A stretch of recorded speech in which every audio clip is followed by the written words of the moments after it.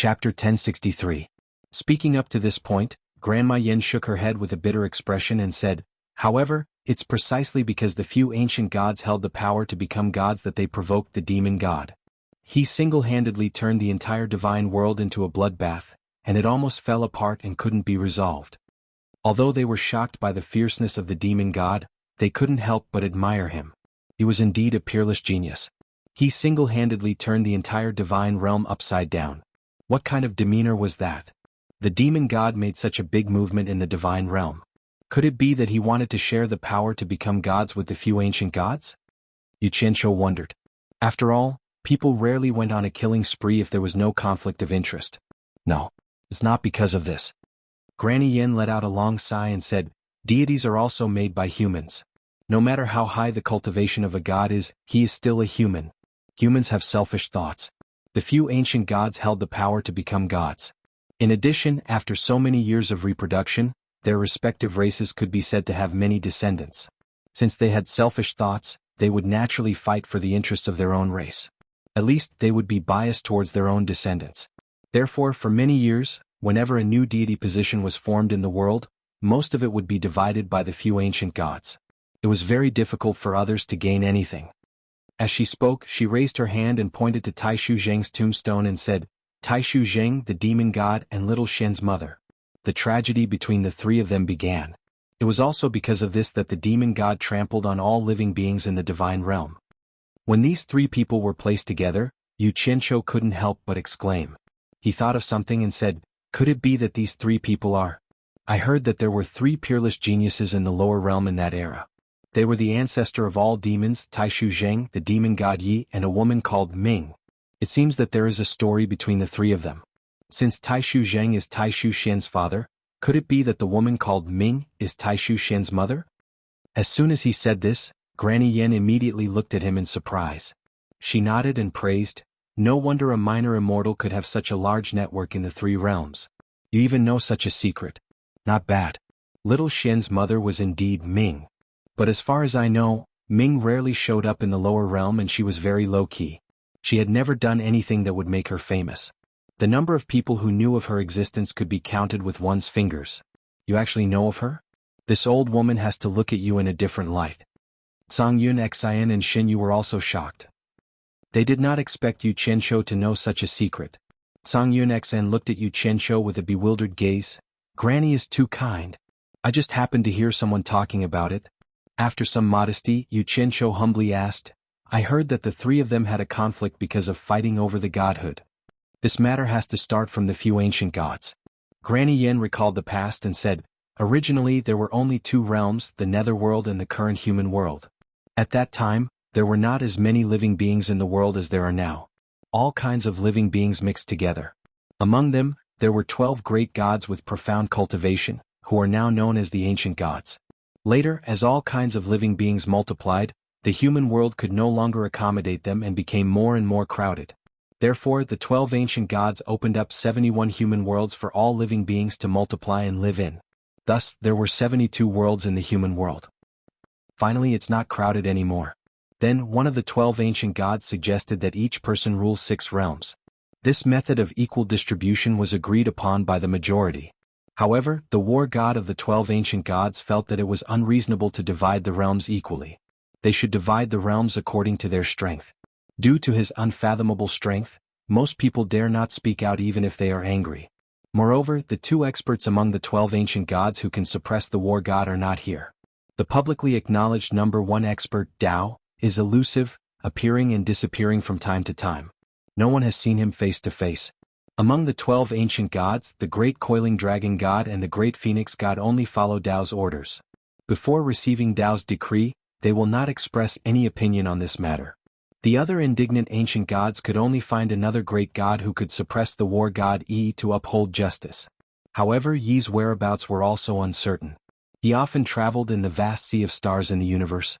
Just when the war god was about to make a mess, Yi suddenly returned from the vast universe. The other ancient gods were overjoyed and looked for him to uphold justice. Therefore, Yi found the war god and persuaded him to keep the peace. In the end, the war god refused to accept his mediation. As expected, the two of them fought. They fought several times. The war god was no match for Yi. In his anger, he ignited the 2 souls and 7 spirits of his 3 souls and 7 spirits, wanting to perish together with everyone. He had no choice but to draw the supreme god bow, and attach his life spirit to it. The other 2 souls and 7 spirits attached to the 9 heaven and earth splitting arrows. He shot 9 arrows in a row and sealed the ignited 2 souls and 7 spirits of the war god in 9 different time and space. An unprecedented battle that shocked the ancient gods ended just like that. And the 2 ancient gods fell apart just like that. Yu Qianzhou and the others listened with rapt attention. In fact, they had more or less heard of this legendary battle. It was just that too much time had passed and there were many different versions of it. This was the first time they had heard of such a detailed story, and they couldn't help but sigh with emotion. TSK. A godly bow and arrow that could even seal a war god, its power is truly extraordinary. I wonder where these godly weapons ended up in the end? Yu Qianzhou suddenly asked. He was thinking that if he could gather the 10,000 swords of the demon monarch of swords into one heaven and earth splitting arrow, and then find the supreme god bow, he should be able to deal with the demon monarch. It would be even better if he could kill the demon monarch with 1 arrow. Divine weapons can only be obtained by those who are fated. Grandma Yin shook her head and said, "There's no need to even think about the 9 heaven and earth splitting arrows. Our time and space is the main battlefield of the battle back then. The 9 divine arrows have already traveled to 9 other time and space. Unless someone's cultivation has reached the realm of the great god Yi and can travel to different time and space, how can they be found?" Hearing this, Songyun Xian and Yu Qianzhou couldn't help but glance at each other. Their eyes were filled with suspicion because they both knew that the 10,000 flying swords in the hands of the demon monarch of swords were the legendary great god Yi's heaven and earth splitting arrow. Could it be that the legend was wrong? Or was it that the demon monarch of swords didn't have the heaven and earth splitting arrow at all? Otherwise, how could the divine arrow that had traveled to 9 other time and space return? Grandma Yin continued, "However, the supreme god Bao is still in our time and space. Moreover, it's very likely that it's lying dormant in one of the 72 worlds in the human world. It's just that even the ancient gods couldn't find it. We don't know where it has gone." "What happened after that?" Yu Qianzhou asked while the iron was hot. He still had to look for Bai Changchun and didn't have time to waste here. Naturally, it was better to get to the bottom of things as soon as possible. Grandma Yin didn't hide it from him. She tilted her head to look at the tomb of the moon god and sighed. After that war, the 72 worlds that were originally divided by 12 people became 10 people. Naturally, they couldn't even share it even if they wanted to. In the end, they had to go to war again. At this time, the great phoenix god brought the decree of Tao. He asked them to stop fighting and give up the 72 worlds in the human world to all living beings. He asked the gods to open up a new world to live in and restricted them to not easily step into the human world in the future. When Yu Qianzhou heard this, he couldn't help but ask, "I heard that there's an illusory god in the god realm. The dragons and phoenixes are his messengers. Is it this Tao? You even know about the god realm. It seems that you're really knowledgeable." Grandma Yin nodded in appreciation and said, "That's right. There's an illusory god in the god realm, which is the Tao that I mentioned just now. The dragons and phoenixes are willing to be his messengers." "Will the gods really listen to him obediently and give up the 72 worlds that have already been opened up?" Yu Qianzhou said in disbelief. "Of course not. You should know that even if it's an ancient god, it's not easy to open up a world. The energy required is also abnormally huge." Grandma Yin suddenly sneered and said, "At that time there were people who refused to do so. In the end, the coiling dragon god brazenly made a move and fought with the ancient god. In the end, he killed the ancient god. Everyone immediately swallowed their complaints and listened to him obediently. You should know that apart from the coiling dragon god, there was also the great phoenix god who was eyeing them covetously. Moreover, the 2 of them even had the support of Tao, who dared to say anything. Therefore, the gods were forced to open up a world together. This world was much bigger than the 72 worlds combined. It is now the celestial world in the lower realm. However, not long after, Tao forced everyone to open up the god realm again and allowed the gods to migrate to the god realm. He also established the rule that mortals could ascend to the celestial world if they succeeded in their cultivation, and immortals could ascend to the god realm if they succeeded in their cultivation. Tao also allowed the 6 ancient gods, apart from the coiling dragon god and the great phoenix god, to hold the power to confer and become gods. He himself remained illusory and did not participate in these matters. The 6 ancient gods who obtained such power had the opportunity to establish their own supreme status. Finally, they no longer had any complaints about Tao. Actually, everyone knows the original intention of Tao when he established this ascension system. It was nothing more than to separate mortals, immortals, and gods so that everyone could do their own thing. Otherwise, the mortals with the weakest strength would forever be deprived of all the rights to live by the strong. There would be no chance for them to make a comeback at all. However, people were greedy. Even if they had a high and mighty position, they still could not be satisfied. The 6 ancient gods used the power in their hands to constantly expand their strength. They all wanted to seize the supreme power of life and death that looked down on everything. Chapter 1064. A disdainful sneer appeared on Granny Yan's face as she said, "Every time a divine splendor descends from the conferred god mountain in the extreme region of heaven bearing, it means that someone in the world has attained the qualifications to be conferred as a god. The 6 ancient gods should summon the corresponding person to the conferred god mountain and absorb the divine splendor that descends from the sky to rapidly increase their cultivation and consolidate their position as gods. However, the 6 ancient gods who control the conferred god mountain don't follow the arrangement of the Tao. Every time a powerful divine light descends, it means that the person who is conferred as a god will have extraordinary achievements in the future once he absorbs such a powerful divine light." Xianxia rolled his eyes and said with slight surprise, "Could it be that the 6 ancient gods are worried that someone will surpass them and do something to the divine light?"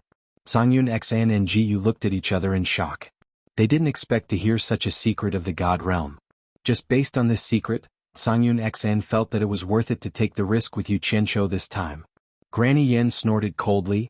"One of the important reasons is that they are worried about being surpassed by the younger generation.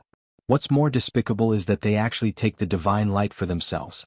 Every time a powerful divine light descends, the 6 ancient gods won't summon the person who is supposed to be conferred as a god to absorb the divine light that belongs to him. Instead, they quietly arrange for their descendants to come to the conferred god mountain to absorb the divine light and create an expert that belongs to their own tribe. *CK. They're really despicable." Xianxia let out a strange cry. His expression twitched as he clicked his tongue. It seems like there are bastards who abuse their power for personal gain everywhere. They take all the benefits that belong to others. What about others? Others? Whether others live or die is not something they consider at all. Granny Yen snorted and said with a sarcastic expression, "The 6 of them have already agreed that if the divine light belongs to one of their 6 tribes, then the other 5 tribes have no right to share it. If it doesn't belong to any one of the 6 tribes, then the 6 tribes will each choose one person from their tribe to come to the conferred god mountain to share the divine light. Of course, if the divine light is pitifully small, it won't be able to forge a divine body if it is shared by 6 disciples of the 6 tribes.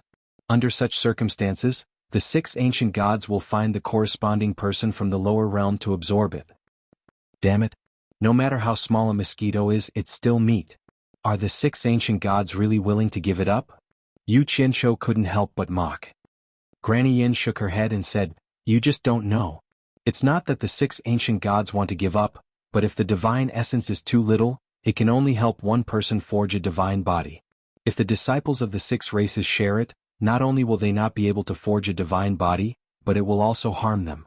This was because once you absorbed the divine essence, no matter how much you absorbed, you wouldn't be able to absorb any more even if you were given another chance. Usually, the amount of divine essence you absorb represents the level of your future achievements. Anyway, it won't pose any threat to the people of the lower realm even if they absorb it. Hence, under the situation where none of the 6 ancient gods wanted to let the other party take advantage of them, they gave the cultivators of the lower realm a chance to become a god. The most important thing is that although Tao doesn't care about what they are doing, it doesn't mean that Tao doesn't know what they are doing. The 6 ancient gods can't be too greedy. If they don't give any chance to the people of the lower realm, Tao might bring along the coiling dragon god and the phoenix god to deal with them one day. That would be more than enough for them to see. Although the 6 ancient gods have the advantage in numbers, I'm afraid that no one has the confidence to deal with that mysterious Tao, let alone the coiling dragon god and the phoenix god." Xianxia sneered and said, "It's a pity that Tao created the rule of ascension for mortals, immortals and gods. It was originally a good intention to let everyone go their own way, but unfortunately, it was destroyed by the greed of a few people. I can't figure it out. Tao created this system, but why didn't he participate in it? He also didn't let the Dragon Clan and the Phoenix Clan who are loyal to him participate in it. With the participation and supervision of these two clans, the 6 ancient gods wouldn't be so unscrupulous to this extent. Could it be that Tao has always been indifferent to it and didn't interfere in it?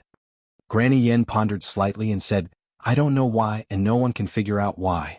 Yu Qianqiu suddenly thought of something and said strangely, according to this, it means that there should be some people in the lower realm who have reached the qualification to become a god but haven't ascended to the divine realm.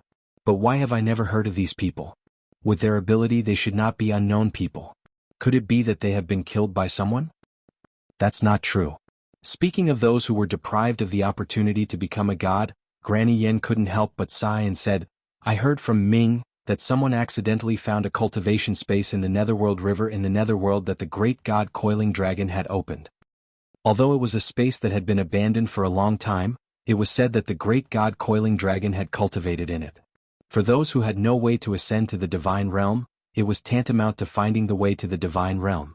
They treated it as a treasure land and gathered in it to cultivate, almost reluctant to come out. A cultivation space opened by the great god Coiling Dragon in the Netherworld River? Yu Qianqiu was taken aback and said. Xinyu, who was on the flying shuttle, also couldn't help but let out an ah. The two of them looked at each other and obviously guessed something. Grey Cloud Xian looked at the two of them in confusion. He didn't know why the two of them were so surprised. Granny Yen also glanced at the two of them and asked, What's wrong? Do the two of you know that place too? Yu Qianqiu looked at Xinyu again and guessed that the other party had the same guess as him. He then replied, I heard that there is a mysterious place in the Netherworld River, and there are almost godlike experts in it. It is called the Netherworld Spirit Mansion. I wonder if it is the cultivation space abandoned by the great god Coiling Dragon that you mentioned, Granny? You really are a knowledgeable person.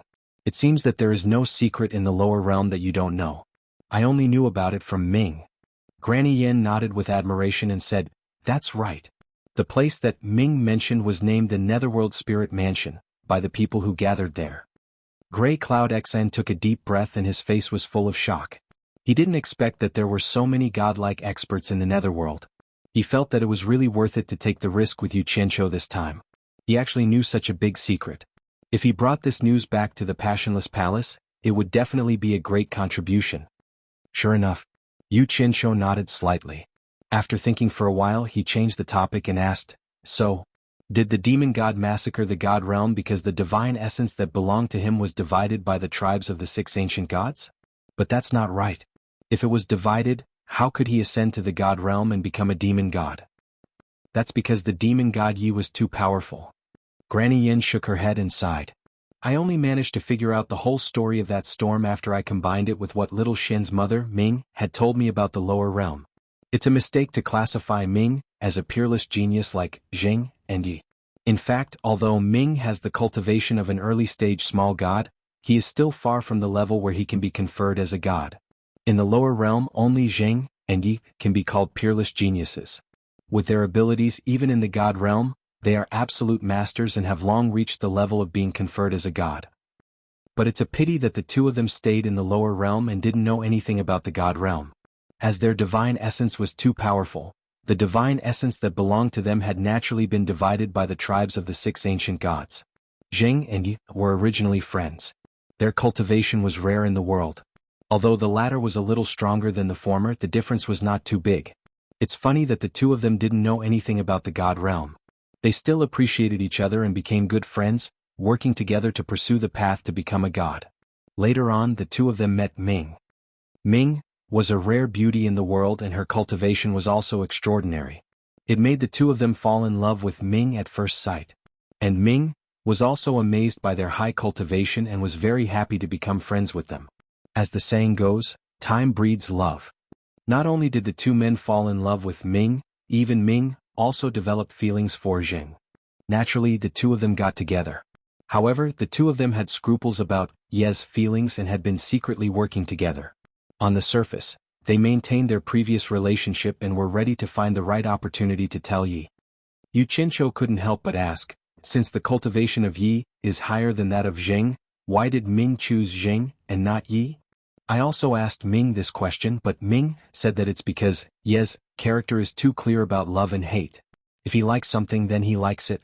If he doesn't like it, then he doesn't like it. It can even be described as extreme. In fact, Yi originally had a wife and a child. But after meeting Ming, Yi brazenly killed his wife in front of Ming, to show his determination to Ming. Granny Yin smiled bitterly and said, Ming was frightened at that time. I didn't expect Yi to be so cruel. Think about it, how could Ming be with Yi? If Yi falls in love with another woman in the future, wouldn't she follow in the footsteps of Ye's ex-wife? Lunatic. Yu Qianzhou shook his head and muttered to himself. He couldn't help but think of Bai Changchun, who abandoned his family and son. He wondered if all the real experts had similar tendencies. Granny Yin continued, He didn't know about the other couple. He felt that it wasn't a good idea for the three of them to continue like this. There was only one Ming, and in the end she could only be with one man. So he secretly looked for Zheng, and proposed a solution. He asked for them to cultivate in seclusion together. Whoever obtained the qualification to ascend to godhood first would give up the competition for Ming. In the face of such a ridiculous method, Justice can completely reject it because Dark has already secretly cooperated with him. At the very least, Dark has the right to make her own choice. It's not up to the two men to gamble with her life. However, a person who could reach the level of Zheng was naturally a proud person. He didn't think that he was weaker than his opponent. In the end, he was provoked by Yi, and agreed to the bet with Yi behind Ming. Don't you think such a man is a fool? Chapter 1065.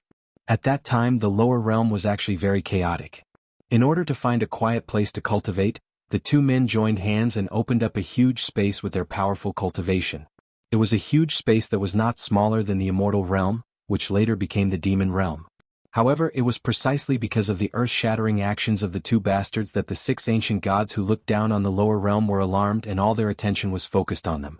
The 6 ancient gods didn't expect that there would be an expert who could open up a new world in the lower realm. They felt that if these two people were to be left alone, they would be a big trouble in the future. Hence, they decided to eradicate these two people. However, there was a bottom line set by Tao in the god realm that the 6 ancient gods didn't dare to trample on.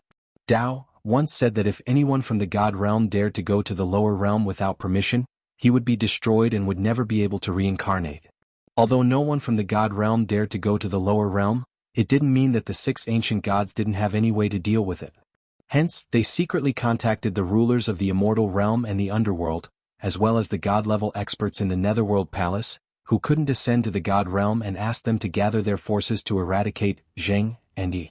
Hence, a turmoil that affected the lower realm began. The devil path led by Yi, and the demon path led by Zheng, suddenly suffered a heavy blow from the immortal realm and the underworld. There were also the experts in the netherworld palace, who were eyeing them covetously. The 2 experts who led the monster path and demon path naturally wouldn't sit still and wait for death. They immediately launched a strong counterattack. Zheng handed over the command of the group of demons to Yi. Yi led the monster path, and Zheng led the monster path and attacked the immortal realm and the underworld so hard that they couldn't fight back. Zheng and Ming guarded the exit of the netherworld palace. They beat the god-level experts inside so hard that they didn't dare to come out. This allowed Yi to quickly kill the immortal realm and the underworld without any worries. After dealing with the immortal realm and the netherworld, Night was preparing to completely eradicate the hidden danger in the netherworld palace, when the 6 great ancient gods of the god realm were furious. It was impossible for them to unify the lower realm and have a huge force that could fight against the god realm. Coincidentally, at this time, a divine light descended from the seal of God Mountain and 2 god positions appeared. The 6 great ancient gods immediately took this opportunity to send their god envoys to the lower realm, preparing to summon Yi and Zheng to the divine realm, and then slowly deal with them. Zheng and Yi didn't expect that they would suddenly have the opportunity to ascend to the god realm. Although they were happy, they were also worried about their gains and losses. There were only 2 places to ascend to the god realm, and Dark didn't have the chance. Neither of them could let go of Dark. After Ming found out about this, she didn't want the 2 of them to waste this rare opportunity because of her, so she persuaded the 2 of them to go to the divine world first and wait for her there. She said that she would definitely cultivate diligently, and sooner or later, she would also ascend to the divine world. At that time, the 3 of them would meet again in the divine world. Who knew that at this time, the 2 men actually decided to give up the rare opportunity to ascend to the divine world and stay to accompany Dark. At this time, Zheng naturally didn't want to delay Night anymore, so he told her about his relationship with Dark. He said that it was he who should stay to accompany Dark, and asked Night to cherish this rare opportunity to go to the divine world. However, Night's character is very easy to go to extremes. After knowing the truth of the matter, he immediately flew into a rage. He thought that Jiang had secretly colluded with Dark to open up a new world with him and was playing with him. In his rage, Night brazenly attacked Jiang. Not to mention that Jiang was not a match for Dark at that time. Jiang also felt guilty and was not prepared for it. He was seriously injured on the spot. When the devil god is angry, no one can stop him. Then, Night brazenly killed Jiang, who was seriously injured, regardless of Dark's desperate attempts to stop him. Not only that, Night didn't let it go. He even stripped away Jiang's primordial spirit and annihilated it. He didn't even give Jiang a chance to be reincarnated. It can be seen how crazy Night's stubborn character is. He turned against a friend of many years just like that. Hearing this, Xianxia immediately thought of the pair of cold and ruthless eyes that appeared in the sky in Lingfang Valley. Sure enough, it was filled with the smell of killing. But thinking of this, he couldn't help but have a trace of doubt. Since the devil god already had the strength to open up a space, in addition to that pair of cold and ruthless divine eyes that could lock on what happened in the human world at any time, he couldn't help but say doubtfully, "I've heard that there are almighty people who can open up a passage from one world to another at any time. Could it be that the devil god who could open up a space at that time still couldn't open up a passage to the divine realm?" Granny Yin shook her head and said, "Not only does Night have the ability to open up a passage to the divine realm, even Jiang has the same ability. But it's not as easy as you think to open up a passage from one world to another. It's easy to open up a passage, but you don't know where the destination is. In other words, you don't even know where the divine realm is. So what's the use of opening up a passage at random? Can you step into the divine realm just by opening up a space passage? Who dares to rush in blindly without knowing where the end of the broken void is? If that's the case, you might sink into the endless void forever and be devoured by an inexplicable force. If you don't know the way, you won't be able to enter. No matter how much effort you put in, it's all for naught. So that's how it is." Xianxia nodded in understanding and asked again, "What happened after that?" Gray Cloud Xian and Shen stood on the flying shuttle and listened attentively. Being fortunate enough to hear these words, not only did it increase their knowledge, it was also greatly beneficial to their future cultivation. Granny Yen raised her hand and touched Taishu Zheng's tombstone with a sigh. After Zheng was killed, Ming collected his corpse and threatened to Night to take revenge on him. Night was still angry and immediately kidnapped her, wanting to bring Ming to the divine realm. He wanted the two of them to be together forever, saying that no one could take anything away from him. The messenger from the divine realm didn't expect such a thing to happen. He didn't expect that the two targets he wanted to eliminate would actually kill each other. One of them died so easily. After the shock, not only did he not get angry, but he happily took care of both of them and brought them to the divine realm. After arriving at the divine realm, Night found that the divine realm wasn't as beautiful as he imagined. The entire divine realm was obviously the exclusive land of the ancient gods. As an outsider, he didn't have much power and was even ostracized on the way to the god-sealing mountain. Especially when he heard the secret ridicule from the descendants of the 6 great clans, only then did he understand that he and Zheng should have ascended to the god realm a long time ago, and the divine splendor that belonged to the two of them had long been divided by the others. Now what was given to him was what was left of the others. Night and Ming were chased into the ancient and desolate forbidden land of gods.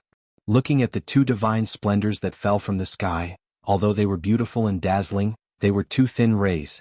He couldn't help but smile bitterly and loosen the restriction on Ming. Two former friends but now enemies faced each other alone in the ancient and desolate forbidden land of gods. One of them cursed angrily, while the other shook his head and smiled bitterly.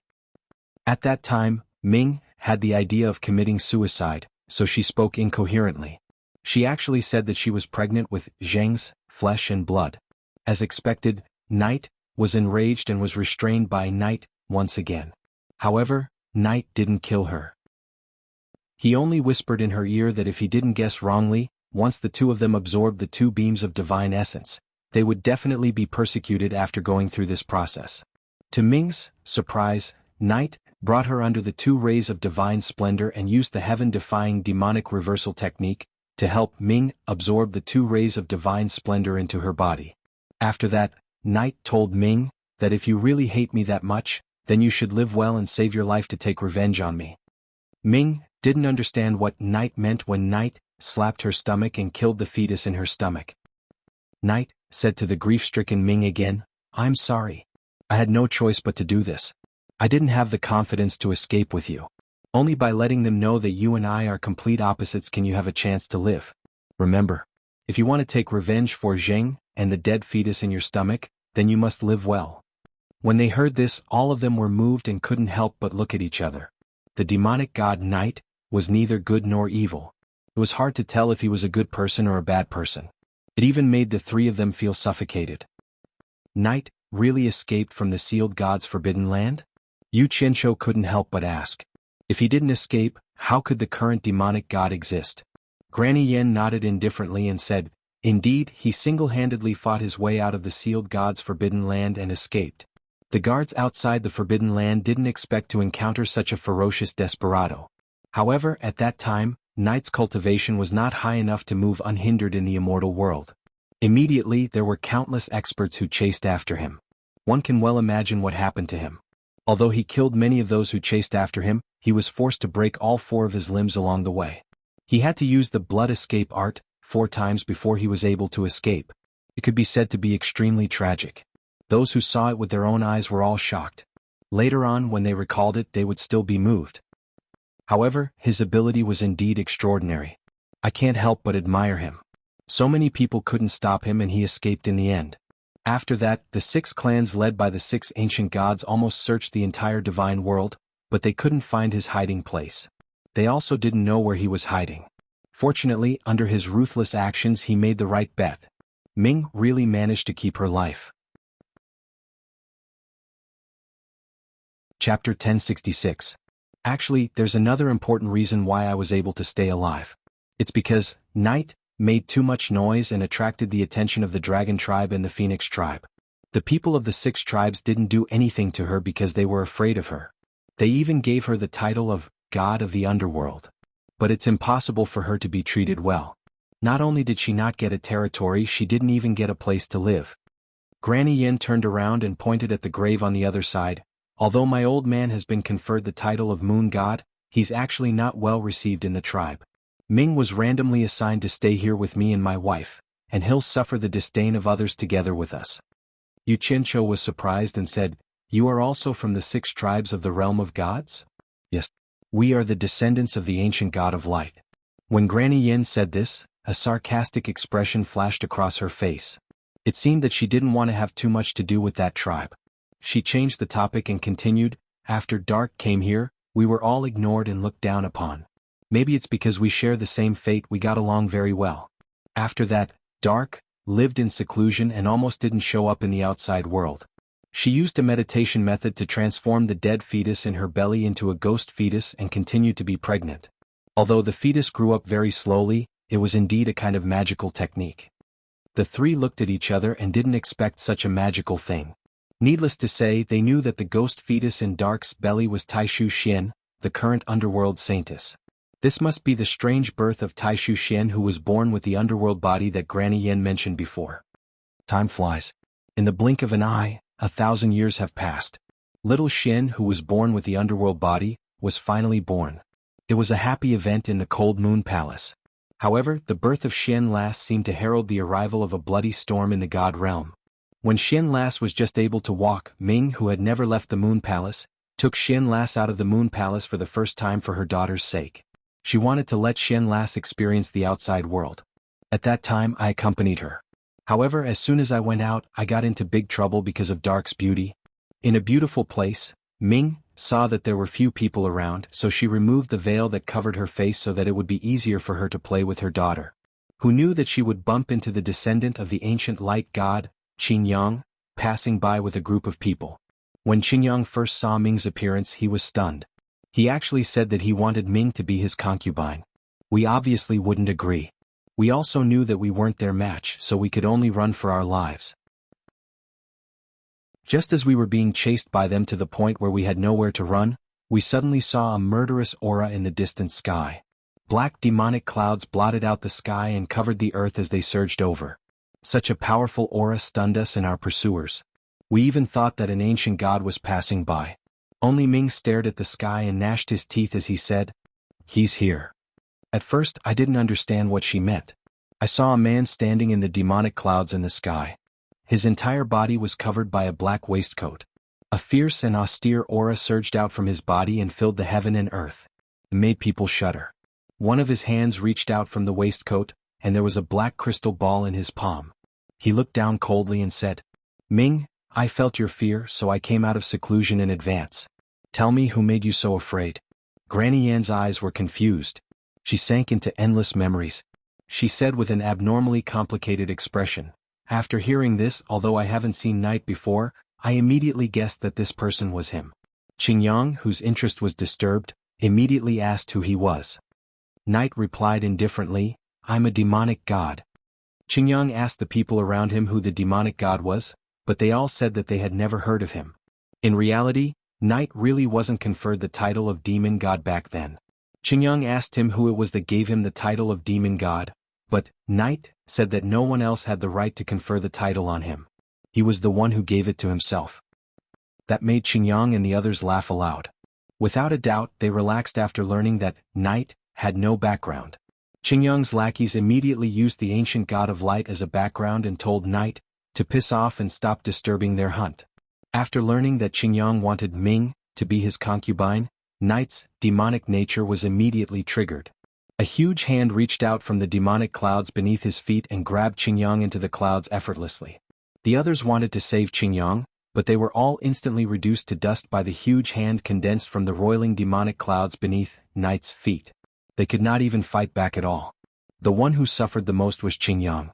Who knows what he did to him, but he was bound by the demonic clouds beneath Night's feet. Not only was he unable to break free, but his flesh and blood were also devoured by the vicious, sharp-toothed ghost heads conjured by the demonic clouds. Qingyang's miserable cries under Night's feet were ear-piercing. He no longer looked like a human. He had basically gone through all kinds of torture. Night said that he wanted to make Qingyang suffer a fate worse than death. He wanted to suffer the demon devouring, for all eternity under his feet, never to be reborn. Before long, the weather in the surroundings changed. Night looked at the surging clouds and said that his presence had already alarmed quite a few experts. Someone was hurrying over, so he told us to retreat for now. Meanwhile, he wanted to bathe the god world in blood for revenge from 1,000 years ago. Back then, I was so shocked by his demonic flames that I did not even dare to breathe loudly. Ming had no intention of saying anything else to him, so we quickly left. However, not long after we left, we suddenly heard Night's voice ripple through the god world. His tone was abnormally domineering and cold. "I, demon god Night, have returned. All those who hunted me 1,000 years ago will die. All those who hunted me 1,000 years ago will be wiped out. From today onwards, I will bathe the entire god world in blood. From today onwards, the god world will no longer need the 6 great races. The 6 ancient gods will all die. They will use their lives to pay for your years of greed. From today onwards, I, demon god Night, will put an end to everything. Light, your descendant Qingyang is begging for mercy under my feet. Why are you still cowardly and cowardly? Could it be that you don't dare to come out and fight me?" When Yu Qianzhou and the others heard this, they all sucked in a breath of cold air. This demon god's tone was a little too arrogant. He actually wanted to go against the 6 great races led by the 6 ancient gods. He even said that he wanted to bathe the entire god world in blood. He was too arrogant. Night's undisguised and deliberate words immediately shocked the entire god realm, and the curtains of a bloody battle were drawn. After that, we found out that the current Night was no longer the same as before. His demonic arts could be said to be omnipotent. He waited for the experts of the god world to gather at the place where he saved us. He did not run or avoid the battle. In that battle, he slaughtered hundreds of thousands of people from the 6 clans. Their corpses piled up like a mountain. He stood at the peak of that mountain of corpses and sea of blood. Under his feet, there was Qingyang, who was neither human nor ghost, screaming miserably day in and day out.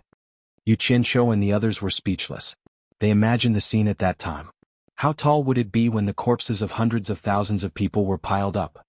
In the end, the experts of the 6 clans were killed to the point that they did not dare to come close. Night no longer needed anyone to confer him the title of demon god. Just the fact that he stood at the peak of the mountain of corpses and sea of blood without anyone daring to touch him was enough to make his name resound throughout the god world. Just as he said, no one was qualified to confer him the title of god. The 6 ancient gods never thought that the current knight would actually be so ferocious. Unless they personally took action, no one would be able to deal with this great evil. In the end, the ancient god Light was the first to lose his cool. Regardless of whether he had feelings for Qingyang or not, Qingyang was still his descendant. Now that he was being trampled by night, day and night, it was no different from a slap to his face. He had no choice but to save him. The ancient god of light finally took action. Originally, everyone thought that Night was dead for sure this time, but in the end, everyone's jaws dropped. The ancient god of light was actually forced to flee by Night, and luckily managed to escape with his life. Night left the mountain of corpses and sea of blood and chased after the ancient god of light. Although he managed to escape, he barged into the territory of the ancient god of light. He killed everyone on sight, regardless of gender or age. He massacred the descendants of the ancient god of light, but the ancient god of light did not dare to show himself to protect his own. With that, the title of demon god stood at the peak of the god world. With that, the 6 ancient gods could no longer sit still. They all regretted provoking this great evil. If the demon god only dealt with the light clan, the others might have been intimidated by the demon god's methods and ignored him. However, the demon god had already spread the word that he wanted to deal with everyone in the 6 ancient gods. He wanted to massacre them all. With the cooperation of the ancient god of light, the scene of the 6 ancient gods working together to fight the enemy appeared for the first time. They trapped the demon god who was wantonly slaughtering people in the god world. The demon god did not run or hide and took the battle head-on. A fierce battle that changed the color of the sky and made the sun and moon lose their light made the entire god world tremble. Yu Qianzhou swallowed with difficulty. His Adam's apple vibrated as he said, "What happened in the end?" Zhang Yun, Xian and Xin Yu were confused. Of the 6 ancient gods, 2 were killed and 4 were injured. The demon god himself was also seriously injured. However, the remaining 4 ancient gods, including the ancient god of light, were chased by the demon god all over the god world. It seemed like the demon god would not stop until he killed them. Wherever he went, he would kill anyone he saw. His ferocity was simply hair-raising. In the end, the 4 ancient gods who could no longer fight were forced to flee into the territories of the coiling dragon god and the phoenix god respectively to seek help. I don't know if the 2 ancient gods who never participated in any battles helped them. However, after the demon god chased them into the territories of the 2 ancient gods, no one knew what was happening inside. When the demon god came out again, the 4 ancient gods also came out with their tails between their legs. The 5 of them went their separate ways and seemed to have resolved the battle between them. Therefore, some people guessed that the coiling dragon god and the phoenix god joined forces with the 4 ancient gods to suppress the demon god. Others said that it was the mysterious Tao who resolved the battle between the 5 of them. However, none of the people involved were willing to mention this matter. In short, no matter what the truth is, the demon god had already become the #1 expert in the god world in everyone's hearts by defeating 6 ancient gods alone. Chapter 1067. This result made the 3 of them sigh endlessly. Yu Qianzhou even felt his scalp go numb. He couldn't help but think of the pair of cold and ruthless eyes he saw in the sky above the Lingfang Valley. When he thought that Yan Zhuixing had such a powerful person behind him, he immediately felt extremely pressured. He didn't know whether it would be a blessing or a disaster in the end. How did it end up like this? Yu Qianzhou pointed at the graves on both sides, especially the grave of the moon god, and asked, "I can understand that Tai Shu Zheng died a long time ago. Could it be that the moon god also participated in the battle against the demon god?" A miserable look flashed across Grandma Yan's face. She shook her head and said, "After the demon god defeated the 6 ancient gods, he came to the moon palace to look for Dark."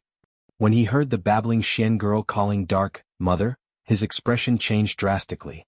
He didn't expect that Dark could make a dead fetus become a ghost fetus.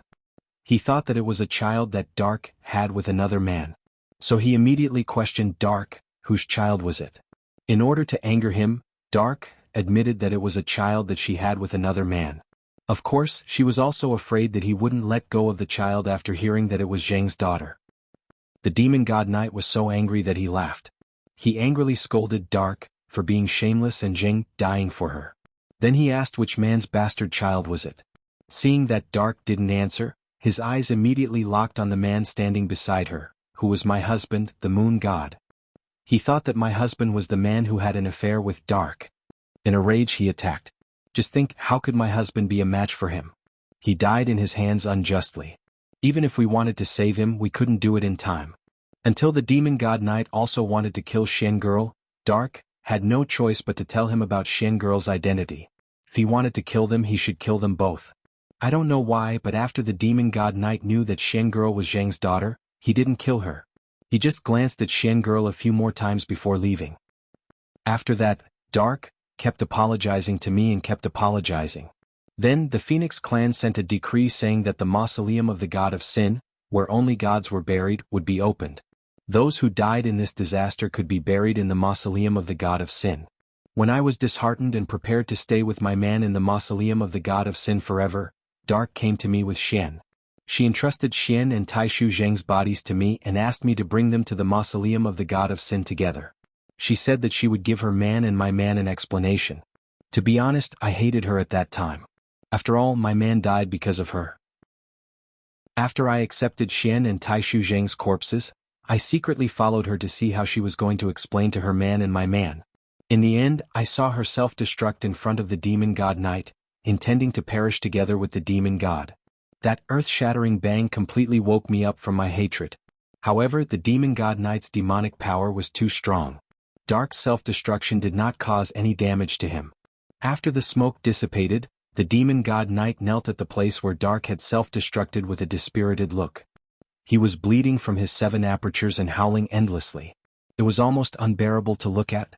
I wanted to wait for the demon god knight to leave, then take Xian to the place where her mother died for the last time. Then I would take her away to the mausoleum of the god of sin and never come back. Unexpectedly, the demon god knight knelt there and howled for more than 3 days and 3 nights. I didn't dare to stay any longer. I was afraid that he would cause trouble for Xian when he woke up, so I took her to the mausoleum of the god of sin. It was not until the mausoleum of the god of sin was sealed again that I felt relieved. Then, for so many years I have been guarding the mausoleum with Xian. Who would have thought that Xian would keep asking me about her parents after she grew up? I wanted to hide it from her for the rest of her life. But one time, after she kept asking me, I thought that she would not be able to leave this place anyway, so I told her everything. However, not even in my wildest dreams could I have imagined that she would predict that there would come a time when the barrier of heavens would be lenient. After that, she left behind a jade archive, saying that she wanted to avenge her parents. Then she quietly left. I still regret this to this day. After listening to this dispute involving the high and mighty gods, the 3 of them fell silent. Who could say who was right and who was wrong? Even though the demon god was infamous for killing countless innocent people, who could say that he was the only one at fault? Time flew by like a fleeting cloud. The countless joys and sorrows brought about by the dispute between the gods might just be the beginning of a never-ending process. Granny, you don't need to feel guilty. Now Taishu Xian is living a good life in the netherworld. She wants to seek revenge on the demon god. To put it bluntly, I'm afraid that she doesn't even have the chance to come into contact with the demon god. How can she seek revenge? Yu Qianqiu sighed and comforted her. Knowing that these grudges would not affect Bai Suzhen's cultivation of the Myriad Demon's Heart Sutra, he felt a lot more at ease. After listening to these grudges that involved the heavenly realm, he also felt that there was no meaning in fighting and killing. But this was a cultivation path that could never be turned back once one set foot in it. If one did not actively prepare for it, one might suffer unbearable pain in the future. One could only continue on this path, there was no way to avoid it. I hope so. But the world is full of misfortunes and no one can be certain. Grandma Yen looked at Yu Qianqiu with a gentle gaze and smiled faintly. I have told you everything that needs to be said. Since you and Xianxian are close friends, then do me a favor. Help me persuade her to come back after you leave this place. What a joke. She is the underworld saintess. How am I qualified to persuade her? I'm afraid it will be difficult for me to even see her. Yu Qianqiu coughed awkwardly and said, Grandma, in my opinion, let's just let nature take its course. If she wants to come back, she will naturally come back. If she doesn't want to come back, even if you catch her and bring her back. As he spoke, he looked at Jiu Yu and continued, unless you keep an eye on her all the time, she will still find a way to get out. Jiu Yu looked at Grandma Yen with trepidation after hearing his words. He could enter and exit the barrier of heavens at will. If Grandma Yen used him to find Taishu Xian, would she kill him to stop Taishu Xian from leaving this place again? After pondering for a while, Grandma Yen nodded slightly and said, "You are right. Maybe when she is really tired outside she will naturally come back. Otherwise, if her heart is outside, even if I forcibly catch her back, it will be no different from torture to her. A person who cannot calm down will not be able to stay here forever." Yu Qianqiu heaved a sigh of relief and cupped his hands at her. "Don't worry, Grandma. If I see her, I will definitely tell her that you miss her very much." He was about to bid farewell. Grandma Yen smiled and nodded. "Okay. I won't see you off. I hope you can find the person you are looking for. Goodbye." Yu Qianqiu bowed and flashed to the flying shuttle. Grey Cloud Xian and Jiuyu also bowed and bid farewell. Then, under Grandma Yan's nod and smile, the flying shuttle flew away. The flying shuttle traveled southward under the bright moonlight. From time to time, the gazes of the three people swept across the vast land where the gods were buried. They were all silent. Their minds could not help but return to the grudges of the gods that Grandma Yen had told them. For a moment they felt so small. After a long time, Yu Qianqiu suddenly asked, "Jiuyu, do you know where that old Meng is?" "I don't know." Jiuyu shook his head and continued to explain. "However, most of the tombs here are buried in the center of the cemetery. There are very few people like Granny Yen who have their tombs buried close to the celestial boundary formation. If I see a tomb along the way to the south, it should be the tomb of old Meng." "Damn it. Why didn't you say so earlier? If I knew you didn't know, I would have asked Grandma Yen." Yu Qianqiu said gloomily. "Yu Qianqiu, it seems that you have a lot of secrets." Grey Cloud Xian suddenly spoke. He turned back to look at Yu Qianqiu and sneered. "You really seem to know the underworld saintess. What I'm curious about is, when have you seen the underworld saintess?" I refused to answer. Yu Qianqiu retorted without hesitation. Grey Cloud Xian choked and was speechless. Little did he know that Yu Qianqiu was already thinking about how he knew too many secrets. Because he had killed his grandson, it was impossible for him to reconcile with him. Therefore he was thinking about how to get rid of him. After flying in silence for a whole day, the three of them stood on the flying shuttle and stared in three different directions. Suddenly there was a loud boom in front of them. They could feel the ground shaking in the air. There were experts fighting. The flying shuttle suddenly stopped. The three of them looked at each other and suddenly heard someone shouting angrily in the distance. "Old thief!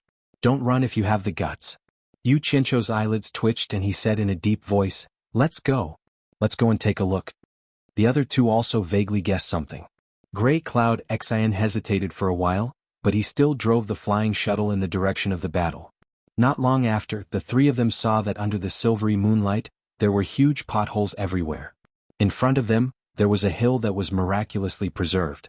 They could vaguely see a tomb that was exactly the same as the one they saw at Grandma Yan's. At the top of the hill there was a stone house built on the slope. Although it was simple, it was slightly more majestic than Grandma Yan's stone house. Apart from the hill, the surrounding areas had indeed been destroyed to the point of being unrecognizable. Grey Cloud Xian drove the flying shuttle and maintained a distance, not daring to approach. What a joke. They did not know this person. Moreover, the angry shout just now was filled with sparks of gunpowder. The other party was so angry, how could they trespass on his territory?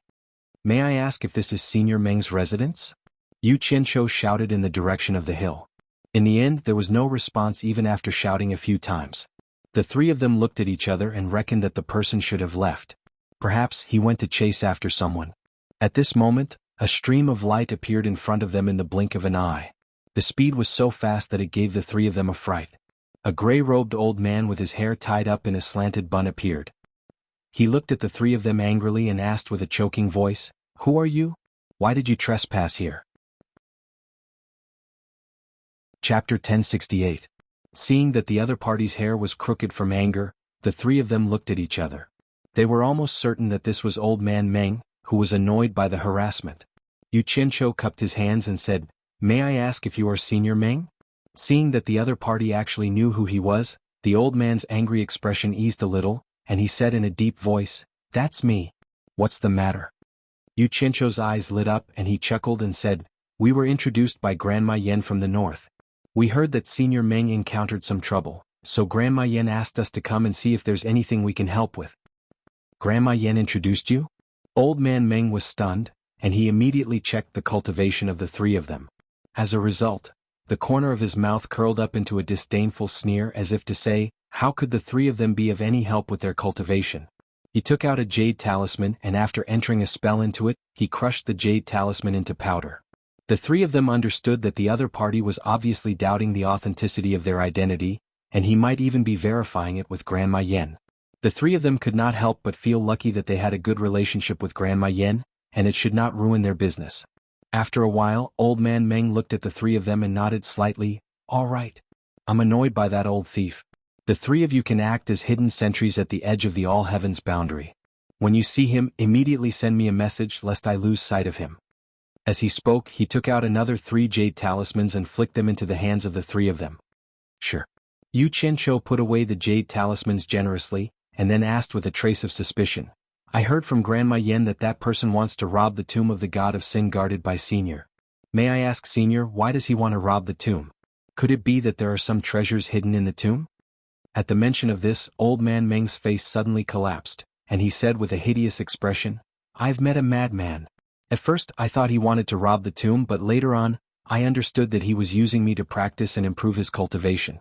Every time I chased him away, I found that his cultivation had increased a little when I fought him again. The speed at which his cultivation increased was monstrous. If this continues, I'll sooner or later be defeated by him. I must seize the opportunity to eliminate him before he becomes powerful. Otherwise, I'll definitely be humiliated one day. It's truly infuriating. Sigh. It was like Old Man Bai's style. Yu Qianzhou's face twitched. He smiled awkwardly and said, Since Senior knows the reason, why did you still fight with him? If you don't fight with him, he won't have the chance to improve his cultivation. You think I want to fight him? If I liked fighting and killing, would I have come to the mausoleum of the god of sin to guard the tomb? The key is that if I don't fight with him, that madman will really dig up the tomb. Even if I can watch him dig up the tomb and not do anything, if you don't fight with him, he'll take the initiative to attack you. Am I supposed to just stand there and let him beat me? Old Man Meng roared like a madman. Even though he was a few meters away, his spittle was almost splattered all over the faces of the three of them. The bun on the back of his head swayed back and forth in anger. It seemed like he was about to break down from the torture. After spitting, he seemed to have realized that there was no need to lose his temper with the three of them. He waved his hand and pointed in the direction of the all heavens boundary, saying, The three of you split up and guard the edge of the all heavens boundary. Once you find that green-robed old thief, immediately send a message to me. Okay, we'll go now. Yu Qianzhou called out to his companions, and xianxia immediately flew in the direction of the all heavens boundary on the flying shuttle. The huge moon hung high in the sky, and the bright moonlight shone on the earth as tranquil as water. After getting away from Old Man Meng, xianxia couldn't help but ask, Yu Qianzhou, why are you looking for that person? Could it be that you really want to help Old Man Meng take care of that person? You have to think this through. Even with Old Man Meng's cultivation, he's a headache. He's not someone we can afford to provoke. Xinyu nodded in agreement. What a joke. We're looking for him, not provoking him. Yu Qianzhou snickered. Finding Old Man Meng first was just to confirm how to find that person. Now that we have a way, we'll leave this place immediately after we find that person. We won't meet Old Man Meng again, so there's no need to worry too much. But I still have to stay here in the future. Xinyu mumbled weakly. However, he had no human rights and no one responded to his words. He looked miserable. Yu Qianzhou, who was standing silently on the flying shuttle, would look at the surroundings from time to time. He often wondered what was so strange about the mausoleum of the god of sin that could block his ability to sense the silver balls that Bai Changchun carried in Utopia.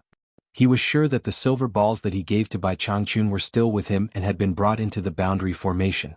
Otherwise he would have sensed the silver balls. If he could sense their whereabouts, he wouldn't have to go through so much trouble. After spending nearly an entire day, the three of them finally arrived in front of the cliff. On one side, the stars and moon shone brightly on the earth, while on the other side, it was completely dark. In the darkness ahead was the boundary formation that was filled with an inexplicable power. After putting away the flying shuttle, Yu Qianzhou pointed to the left and right and said, Old Song, find a place to wait on the left. Xinyu, find a place to wait on the right. I'll wait here. When you see him, just bring him to me. Xianxia was like a cat whose tail had been stepped on.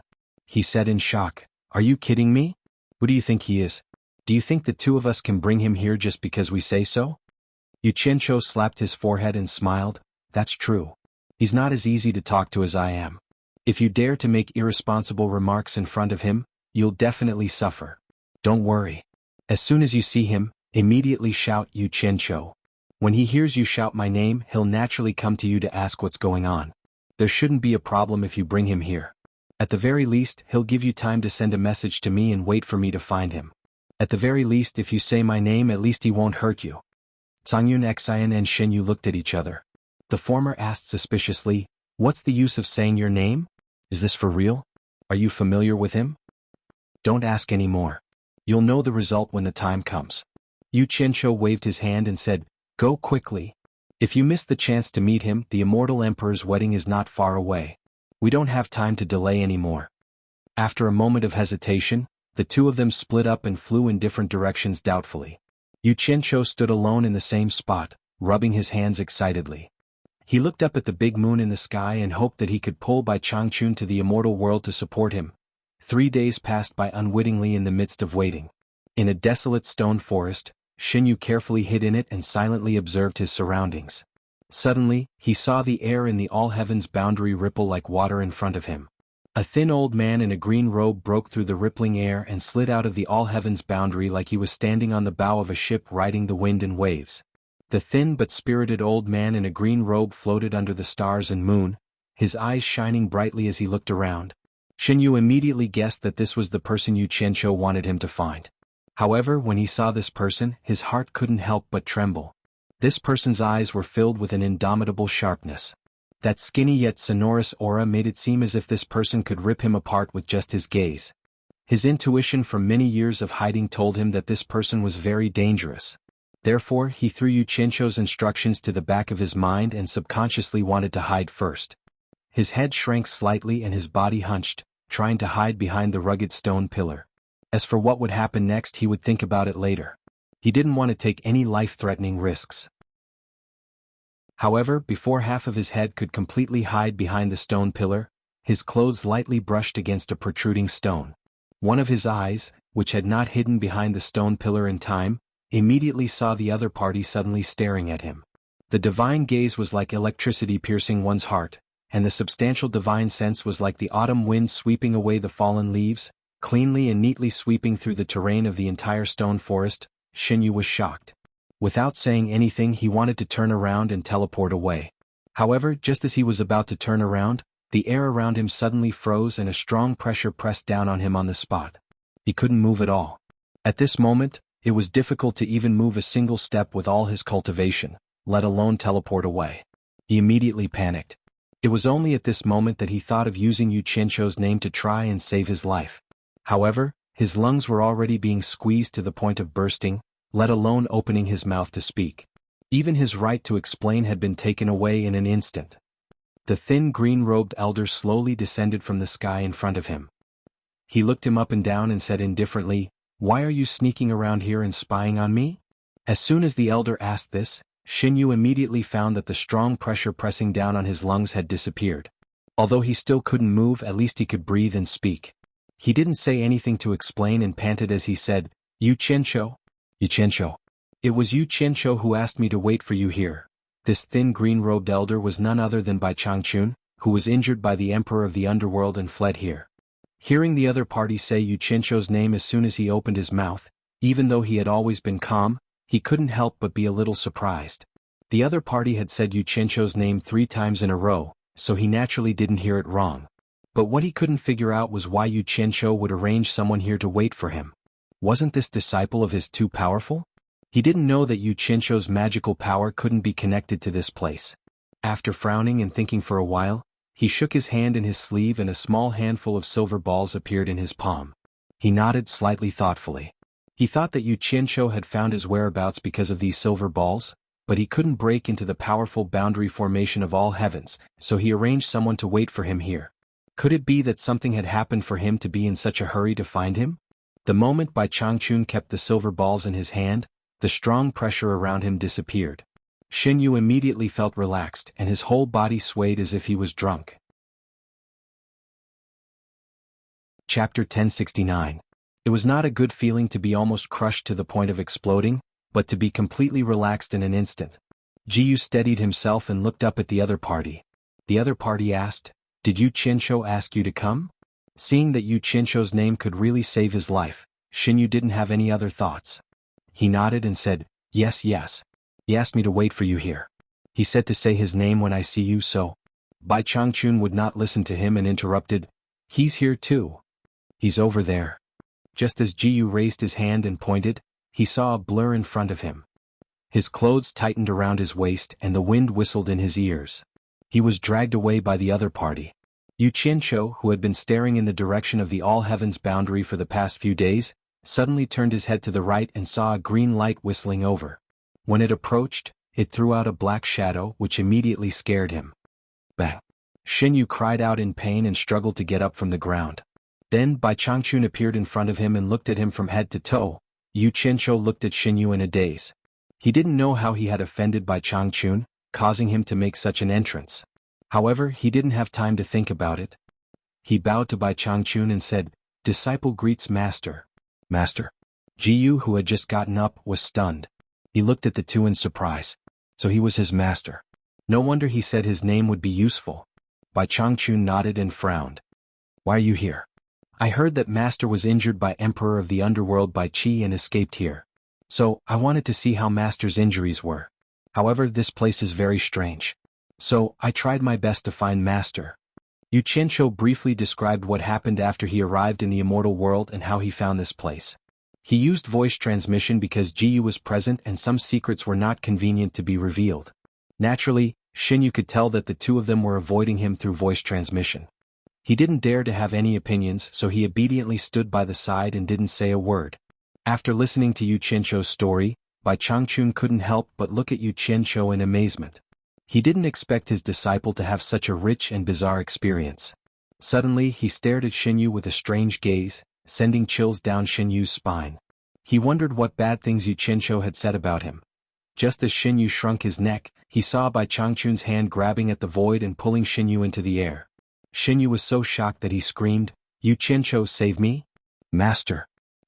Yu Qianzhou was about to plead for Xinyu, but Bai Changchun raised his hand and lifted Xinyu in the air. He said indifferently, "The power of the all-heavens boundary is not to be underestimated. I want to see how this little demon can enter and exit freely." As soon as he finished speaking, he waved his hand and threw Jiu into the all-heaven boundary formation hundreds of meters away with a whoosh. The moment Xinyu was thrown into the all-heavens boundary, his whole body was immediately shrouded in a layer of faint light, which was bright and dazzling in the dark night. Yu Qianzhou was speechless and dug his ears. It was not easy to reason with this old man. Xinyu tumbled in the all-heavens boundary for a while. After he stabilized his body, he quickly flew out. Once he came out, the faint light shrouding his body immediately disappeared. Want to escape? He admitted that he did not have that ability, but he did not dare to approach that old monster in green robe again. The other party was too strong. If he wanted to make a move, he would not be able to resist at all. He was completely like a toy in the other party's hands. Therefore he stood weakly on the edge of the cliff. He did not dare to leave, nor did he have the guts to approach. It's really amazing. I didn't expect there to be someone here who is not restricted by the all-heavens boundary. Bai Changchun stared at Xinyu in the distance and exclaimed slightly. Then he turned around and asked, "Where is that song something? I want to see how his heartless palace's 3 swords and 1 sword drawing style can dominate both the immortal and netherworld realms." "I will summon him back now." Yu Qianzhou's eyes lit up. He took out a jade talisman and quickly crushed it to send a message. He was looking forward to the scene of Yun Xian being abused. It would take some time for Yun Xian to come back. Yu Qianzhou did not waste time and said respectfully to Bai Changchun, "Master, I heard some news about the devil god from another tomb keeper. Maybe it will be of some use to you in the future." He relayed the story that Grandma Yen told him in detail. He only hoped that his master, who was determined to fight with the devil god, would be careful. That was a real heaven's favored one. If there was a chance to meet him, he must not underestimate him. The #1 expert of the god world. Bai Changchun muttered in a low voice. His green robe fluttered even though there was no wind, but his eyes shone brighter and brighter, revealing the uncontrollable passion in his heart. Yu Qianzhou seemed to feel a raging fire suddenly igniting in his skinny chest, burning fiercely. He massacred the divine realm by himself. Even the 6 ancient gods were not his match. Amazing. Bai Changchun let out a long sigh. The green robe on his body slowly calmed down, just like his emotions. He raised his head and looked at the big moon in the sky. His eyes were shining brightly as he said, "It seems that I still have a long way to go. I hope to see the glory of the #1 expert in the divine realm as soon as possible. Only then will my life not be in vain." When these words fell into Xianxia's ears, he couldn't help but worry. If his master really did encounter that terrifying demon god one day, then he didn't dare to think about it any further in fear. "Master, the current emperor of the underworld should not be your match, right?" Xianxia asked in a low voice. "Him? No wonder he is the emperor who controls the underworld." Bai Changchun's eyes suddenly narrowed slightly. He shook his head lightly and said, "When I fought with his underworld generals, I used them as a reference to estimate his strength. In the end, I underestimated the emperor of the underworld's strength. Once we fought, I realized that I was ridiculously wrong. When he attacked, I did not have the strength to resist at all. In just 3 moves he severely injured me. Especially the speed of his attack, it was simply terrifying. Just 1 move. I was hit by his 1,300 punches in an instant. I was severely injured on the spot. If I had not dispersed most of the power in time, I am afraid that I would have died without a complete corpse. You would not be able to see me standing here today. He is so powerful." Xianxia cried out involuntarily. He looked behind him and said, "Could it be that you are still not his match? I heard from Grandma Yen that Old Man Meng's cultivation has already reached the early stage of the minor god realm. Even he could not do anything to you. Could it be that the emperor of the underworld is more powerful than him? Previously, I thought that the emperor of the underworld's cultivation was the true late stage of the underworld emperor. But after hearing what you said, I understand that the emperor of the underworld's cultivation has probably long surpassed the late stage of the underworld emperor. According to my judgment, he should be slightly stronger than that Old Man Meng. But you don't have to worry." As he spoke, Bai Changchun suddenly looked at the all-heavens boundary and said, "The all-heavens boundary is a good place for cultivation. I have comprehended a set of magic arts to borrow strength from it. Even if I meet the emperor of the underworld again, although I may not be able to defeat him, it will be impossible for him to seriously injure me like last time. What's more, I feel that my cultivation has reached the critical point of breaking through again. It should not take more than a few days. After fighting a few rounds with Old Man Meng to clear up my doubts, I think it will be about time." Hearing this, Xianxia slightly lowered his head with a somewhat gloomy expression. He had originally wanted to invite Bai Changchun to the immortal world to solve some problems. After all, who knew if the song he composed would be in line with Emperor Jin's wishes? If Emperor Jin or someone else wanted to deal with him afterwards, he could drag Bai Changchun out to suppress them.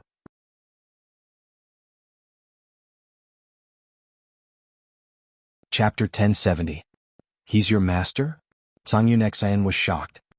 He looked at the two of them in disbelief and said, "If he's from the human world, then wouldn't you?" Before Xianxia could say anything, Bai Changchun had already interrupted him with a cold snort. "What's the point of someone who's about to die knowing so much?" Xuanhuan's pupils suddenly shrank. His right hand was already on the storage bracelet on his left wrist. He stared at Xianxia and said sternly, "Xianxia, what's the meaning of this?" Xianxia looked at Bai Changchun with an embarrassed smile. He did not know if Bai Changchun had the confidence to kill Xuanhuan. After all, he had personally witnessed Xuanhuan's 3 swords in 1 sword drawing style. It was simply too powerful. Bai Changchun slowly turned around and glanced at Xianxia. He said, "You killed his grandson. There's already a death grudge between you and him. Leaving him alive will be a disaster. Master will help you get rid of this disaster today." How embarrassing. Xianxia rubbed his hands together in embarrassment. He did not expect the old man's temper to be so straightforward. He had not even asked for help, and the old man was already going to make a move. Xuanhuan immediately felt a great sense of danger. In a situation where he had no confidence in defeating his opponent, he knew that he could not stay here for long. Just as he was about to quickly escape, he suddenly felt a huge pressure pressing down on him from all directions. His expression immediately changed. Xuanhuan exhaled. His steps were as heavy as a mountain. Each step left a deep footprint on the ground. Dong dong dong. The ground shook as he retreated with great difficulty. The closer he got to the other party, the more dangerous it felt. He had thought that it would not be easy for the other party to suppress him. However, when he saw the other party standing with his hands behind his back, he immediately panicked. The other party really did have the strength to kill him easily. He immediately spat angrily, "By Changchun, I have no grievances with you. Don't go too far. Let me see your 3 swords and 1 sword drawing style." Bai Changchun's gaze fell on his hands that were about to pull out the sword, and he gave an irrelevant answer, "Don't think about luck. If you don't pull out your sword now, you won't have another chance. Pull out your sword." At this point, Yu Qianshou, who was behind Bai Changchun, dodged to the side of the cliff with Xinyu. He was prepared to leave if anything went wrong. Xuanhuan Xan knew that there was no turning back now, so he shouted in shock and anger, "Sword drawing style." With a wave of his hand, a dazzling bright light instantly shot out from his sleeve. The light instantly illuminated the world, and the startling light effortlessly broke through the huge pressure around him. Like a delicate heavenly dragon, the incomparably domineering light swept out with a whistling sound, as if it wanted to break the world apart. Almost at the same time, the green robe that was about to be engulfed by the shocking light seemed to be blown by a breeze. As it swayed, the brilliance of the stars and the moon in the night sky seemed to freeze, like a huge disk blocking in front of the skinny body. Xinyu, who was about to flash into the boundary barrier, and Yu Qianshou, who was about to flash into utopia, were stunned at the same time. This was because they had both seen the domineering power of Xuanhuan Xian's 3 swords and 1 sword drawing style. It was a powerful force that felt unstoppable. However, at this moment, the dazzling light was blocked by the huge void disk that was like a tall mountain. The surrounding air seemed to have been sucked out by the huge disk in an instant. The two of them even felt that the breath in their lungs was forcefully sucked out by the disk, making them almost suffocate. The void disk stood between heaven and earth. It was abnormally grand and huge, and it rippled with a mysterious luster. It blocked the shocking light that seemed to be able to split the world apart. The two of them originally thought that there would be an earth-shattering sound when they collided, but the combination of hardness and softness resulted in silence. Bai Changchun, who was standing with his hands behind his back, raised one hand and stroked his beard. Suddenly, his eyes lit up and his hand slid out from under his beard. He stretched out his hand toward the huge disk in front of him. The indomitable disk was immediately pushed forward by 3 feet and began to rotate slowly. It seemed to be rotating with great difficulty under the immense pressure. Umph! Bai Changchun suddenly let out a cold snort that sounded like a vajra subduing a demon. He raised his hand in a very natural manner and drew 2 fingers towards the sky towards the huge disk that was rotating with difficulty. A ray of light zigzagged across the huge disk, as if it was going to split the huge disk into 2 from the center.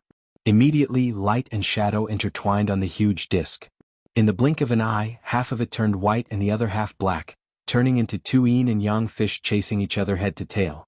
The entire disk immediately rotated faster, stirring up the shocking light that was pressing against the huge disk. Although this exchange of blows seemed slow, it was actually completed in the time of a single breath. Tai Chi. Yu Qianshou was stunned.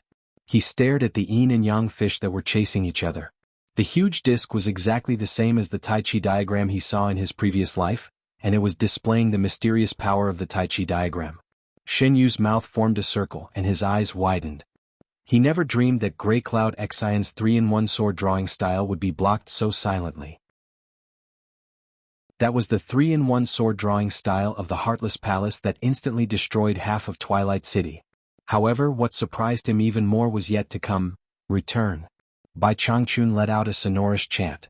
As his green robe fluttered, he pressed one of his palms towards the huge disk. The indomitable Tai Chi disk shrank rapidly, and the fierce light that followed it seemed to become a part of the Tai Chi disk, shrinking rapidly as well. In the blink of an eye, the shrunken Tai Chi disk merged with the shocking light and became the size of a wash basin. It absorbed and rotated in Bai Changchun's outstretched palm. Although the originally dazzling light had shrunk, it had become gentle. It was like a lantern covered with gauze, illuminating Bai Changchun's green robe particularly clearly. However, everyone could sense that the condensed ball of light in his palm was filled with a terrifying power that made one's heart palpitate. Is this the famous 3-in-1 sword drawing style of the Heartless Palace?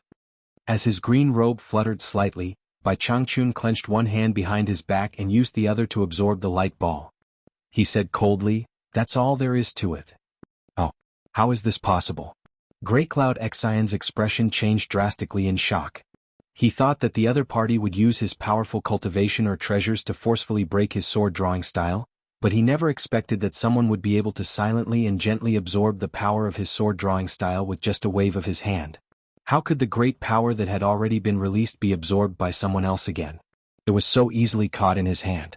He could actually catch the energy released by someone else with his bare hands. This was a great amount of released energy. It wasn't a physical object, so how was this possible? Grey Cloud Xian's face instantly turned pale. Only then did he know that the other party's strength far surpassed his, and he was no match for him at all. Fortunately, the great pressure that restricted his movements had already been broken by his sword-drawing style. Any thoughts of resistance that Grey Cloud Xian had instantly vanished. Go. The faster the better, the further the better. Grey Cloud Xian fled in a flash. However, before he could move, Bai Changchun seemed to have already predicted what he would do. He said calmly, "I said that you're someone who's about to die. Do you still want to run?" The ball of light in his palm suddenly stopped spinning. With this stop, the ball of light immediately showed signs of expanding and exploding. Bai Changchun's palm pierced through the expanding ball of light at an extremely fast speed. As it moved in and out, his 5 fingers drew dreamy trajectories. Almost instantly, countless dazzling light beams shot out from the ball of light like a violent storm. They shot out densely like a net, and the sharp sound of them tearing through the air rang out incessantly. "Lost immortal finger."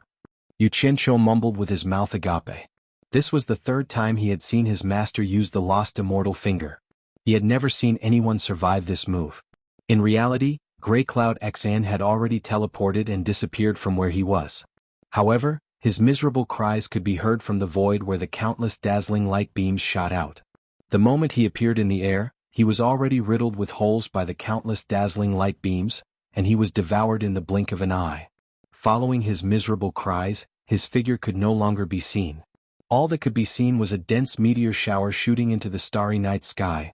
After the energy of the expanding ball of light was vented, Bai Changchun pulled out his palm and pressed down on it. The ball of light was sucked back into his palm and started spinning again.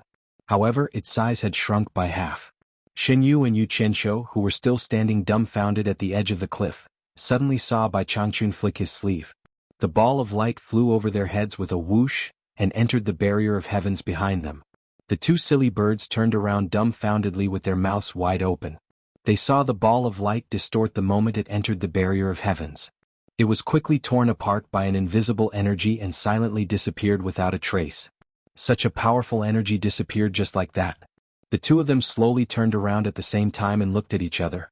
They felt their throats go dry and they didn't know what to say. Finally, they looked in the direction that Grey Cloud Xian had escaped in. The scene of him being riddled with holes still appeared in their minds. Grey Cloud Xian's miserable cries seemed to still echo in their ears. Grey Cloud Xian, who was a middle-stage immortal emperor, was killed just like that? The 2 of them stole another glance at each other, as if they couldn't accept this reality. Shen Yu's expression was a little ugly. He didn't dare to look straight at Bai Changchun.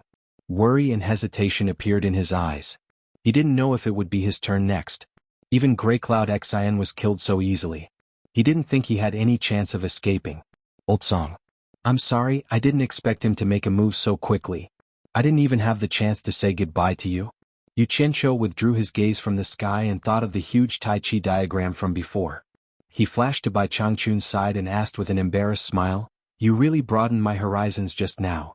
May I know the name of Master's move?" "I don't know. It doesn't have a name yet." The skinny figure shrouded in the green robe turned around. Bai Changchun put his hands behind his back again as if nothing had happened.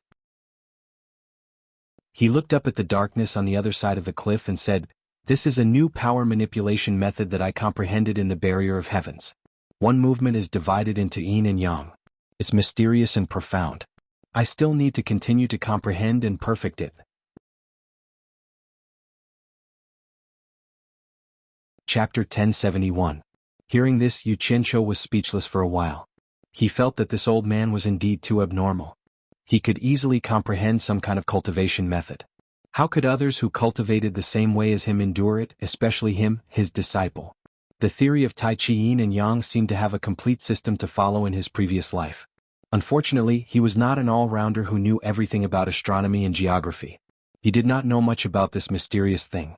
Otherwise, he could really make up a few things to make the old man look at him differently. "Is there anything else?" Bai Changchun suddenly looked at him and asked lightly. "Oh." Yu Qianqiu was stunned. He heard a hint of "don't disturb me if there's nothing else" from his master's words. His lips moved as if he wanted to say something, but in the end he still bowed and said, "Seeing that master is fine, disciple is relieved. Disciple still has some things to deal with, so I won't disturb master." Bai Changchun nodded expressionlessly. Yu Qianqiu bowed again and left. Then he slowly took a few steps back and flashed to Shen Yu's side. He tilted his head and stole a glance at his master. He saw that Bai Changchun was still standing with his hands behind his back, looking up at the starry sky. His green robe fluttered in the night wind. Shen Yu looked at Yu Qianqiu with a panicked expression. He did not know what he wanted to do. Yu Qianqiu looked at him with a smile and said, "Don't be nervous. I always keep my word. I promise to help you remove the restriction in your body, so naturally I will do it. Relax your body." Shen Yu was surprised and happy when he heard this. He looked at him in disbelief. He did not know if what he said was true or not. After all, he had not sent him out as promised. However, it was not up to him whether he believed it or not. He could only do as he was told and relax his body nervously. "Open your mouth." Yu Qianqiu let out a low growl, his 5 fingers grabbing towards Shen Yu's mouth. Shen Yu immediately felt the bead in his body rushing towards his throat. He quickly opened his mouth and a green light shot out. Yu Qianqiu's hand grabbed, and his fist was hidden in his sleeve. Shen Yu was overjoyed. He touched his chest and confirmed that the thing in his body had been removed. The stone in his heart immediately fell to the ground. He looked at Yu Qianqiu and didn't know what to say.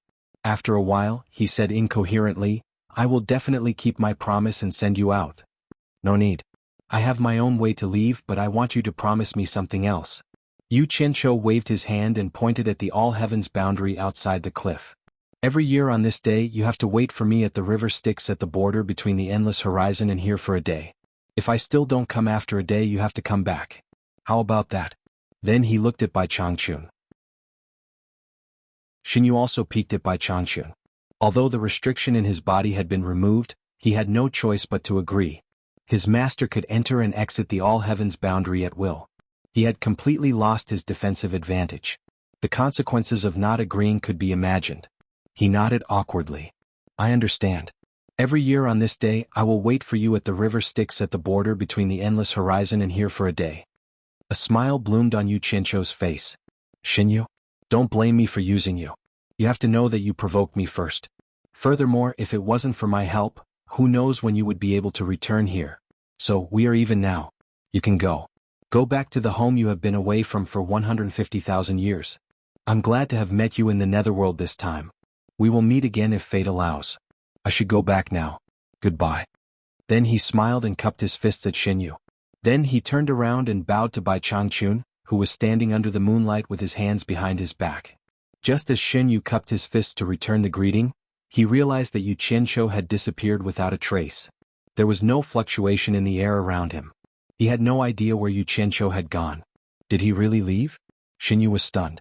Then he became a little excited. With Yu Qianqiu's departure and the words he said before he left, the resentment that had accumulated in his heart disappeared instantly. Thinking about it carefully, Yu Qianqiu did not owe him anything. He even brought him back to the home that he had been away from for 150,000 years. Seriously speaking, he should be thanking him. Shen Yu took a deep breath. The shackles that had been on him all these years had finally been removed. He could be free again. His gaze fell on the skinny old man in a green robe. He bowed respectfully to Yao Yao in silence.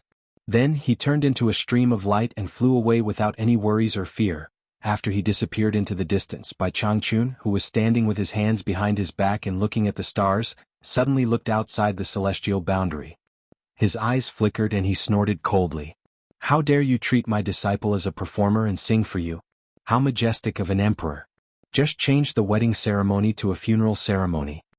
As soon as he finished speaking, he flicked his sleeve and turned into a stream of light that flew away quickly. He was heading in the direction of Old Meng. The sun was shining brightly in Utopia. Weeds and wildflowers clustered beside the gurgling stream. On a small mountain surrounded by the stream, Yu Qianqiu stretched out his hand to block the glaring sunlight. After staying in the dark netherworld for a long time, he really could not adapt to the sunlight. After a while, he put down his hand and looked around at the lush greenery at the foot of the mountain. It was so good to take a breath of fresh air. He could not help but sigh. Humans and ghosts are indeed different. People should stay where they are. After saying that, he closed his eyes again. After a moment of silence, he slowly shook his head and opened his eyes. he found that he had indeed completely lost contact with the tomb of the god of sin. Not only could he not find Bai Changchun, but the silver ball that he had thrown inside did not respond at all. He did not know what trick there was in the tomb of the god of sin to be able to isolate the outside world. It was impossible to enter and exit the tomb of the god of sin at any time. Fortunately, he had made preparations in advance. He made an agreement with Xinyu once a year, so he had the opportunity to enter and exit the tomb of the god of sin. It was unknown what he thought of, but after shaking his head he disappeared again. The sky was high and the sky was wide. At the peak of the love mound that suddenly emerged from the sea of clouds, Mei He, whose clothes were fluttering in the wind, held both of his hands with a gloomy expression. There was a broken nameplate in his hands. The owner of this nameplate was Grey Cloud XN. The breaking of the nameplate meant that the owner had died. Opposite him was the tall and thin Wang Qing. His wide blue robe was fluttering in the wind, and his long hair, which was not tied up, fluttered behind him. The eyes in the two holes of the silver mask were cold. He stared motionlessly at the nameplate in Mei He's hands. No one could see what expression he had on his face. Suddenly there was a rustling sound not far away. Mei He felt that the wind that swept back and forth on the mountain peak had solidified. He turned his head and saw that the 6 dragons snow blue, which was originally restrained, was now overflowing with light. The huge sword that was half inserted into the mountain peak was slowly being pulled out by itself. Mei He could feel the anger of his honored master. Thinking about it, the only one in the Heartless Palace who could use the 3-in-1 sword drawing style was the High Priest. The death of the High Priest was indeed a huge loss to the Heartless Palace. With a clang sound, the 6 dragons snow blue returned to its original position. The flowing light was restrained again, and the wind swept back and forth on the mountain peak again.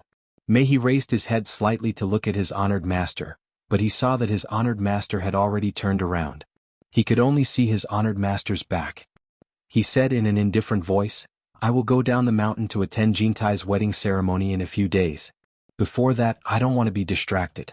Release the news that your eldest senior brother has died. Take the opportunity to find out the cause of his death to deceive others. You will personally lead people to the netherworld and take the core forces of the Heartless Palace away in batches. When you reach the netherworld, there will naturally be people who will receive you." Ah. Mei He's waist straightened. He immediately felt that something was wrong. How was this investigating the cause of eldest senior brother's death? It was obviously secretly transferring the forces of the Heartless Palace to the netherworld. Could it be? Just as he was about to ask the reason, he saw Wang Qing raise his right hand slightly and stop him from asking any more questions. His indifferent voice continued to be ethereal. "If I am defeated by Jintai and can still survive, I will immediately go to the netherworld to meet you. If I am lucky enough to win against Jintai, I will naturally call you back to regroup. If I die, the disciples of the Heartless Palace will be under your command. If you have the chance to take revenge for me in the future, then do it. If not, then forget it. Don't ask any more questions. There are some things that you will naturally know when the time comes. Go do what you have to do." Mei He's expression changed unpredictably. He paused for a moment before bowing and accepting the order, "Yes." Then he turned into a stream of light and entered the undulating sea of clouds on the mountainside. In a hidden valley outside the hallucinatory immortal city, Xianxia's head suddenly popped out from a corner of the mountain wall. He looked left and right to make sure there was no one around before popping out. He originally wanted to teleport back to the World Chamber of Commerce, but he thought that he had stayed in the netherworld for such a long time. If no one saw him return, it would raise suspicions. Some things had to be explained, such as Zhang Yunxin's death. Unexpectedly, just as he popped out of the mountain wall and tidied up his clothes, he suddenly smelled a special fragrance. It was a familiar feeling. He then wrinkled his nose and fanned his nostrils, sniffing around with a puzzled expression. Just as he walked out of the crevice in the mountain, he suddenly heard someone shouting in the air, "Over there!" Xianxia looked up and saw 3 streams of light had already landed on the other side of the mountain slope. Although he couldn't see clearly what was happening over there, he heard a clear and melodious voice of a woman saying in a panic, "What are you trying to do?" Then he heard a lewd laughter and an unusually familiar dialogue, "Little girl, I don't think you're a disciple of any famous sect based on your clothes. You're sneakily hiding here and there by yourself. Did you do something shameful?" Someone immediately answered with a lewd laugh, "That's right. Stop obediently and let us examine you properly." "I didn't. It was you who chased me, that's why I was hiding." The woman who spoke suddenly screamed, "Don't come over. Otherwise my grandfather won't let you off.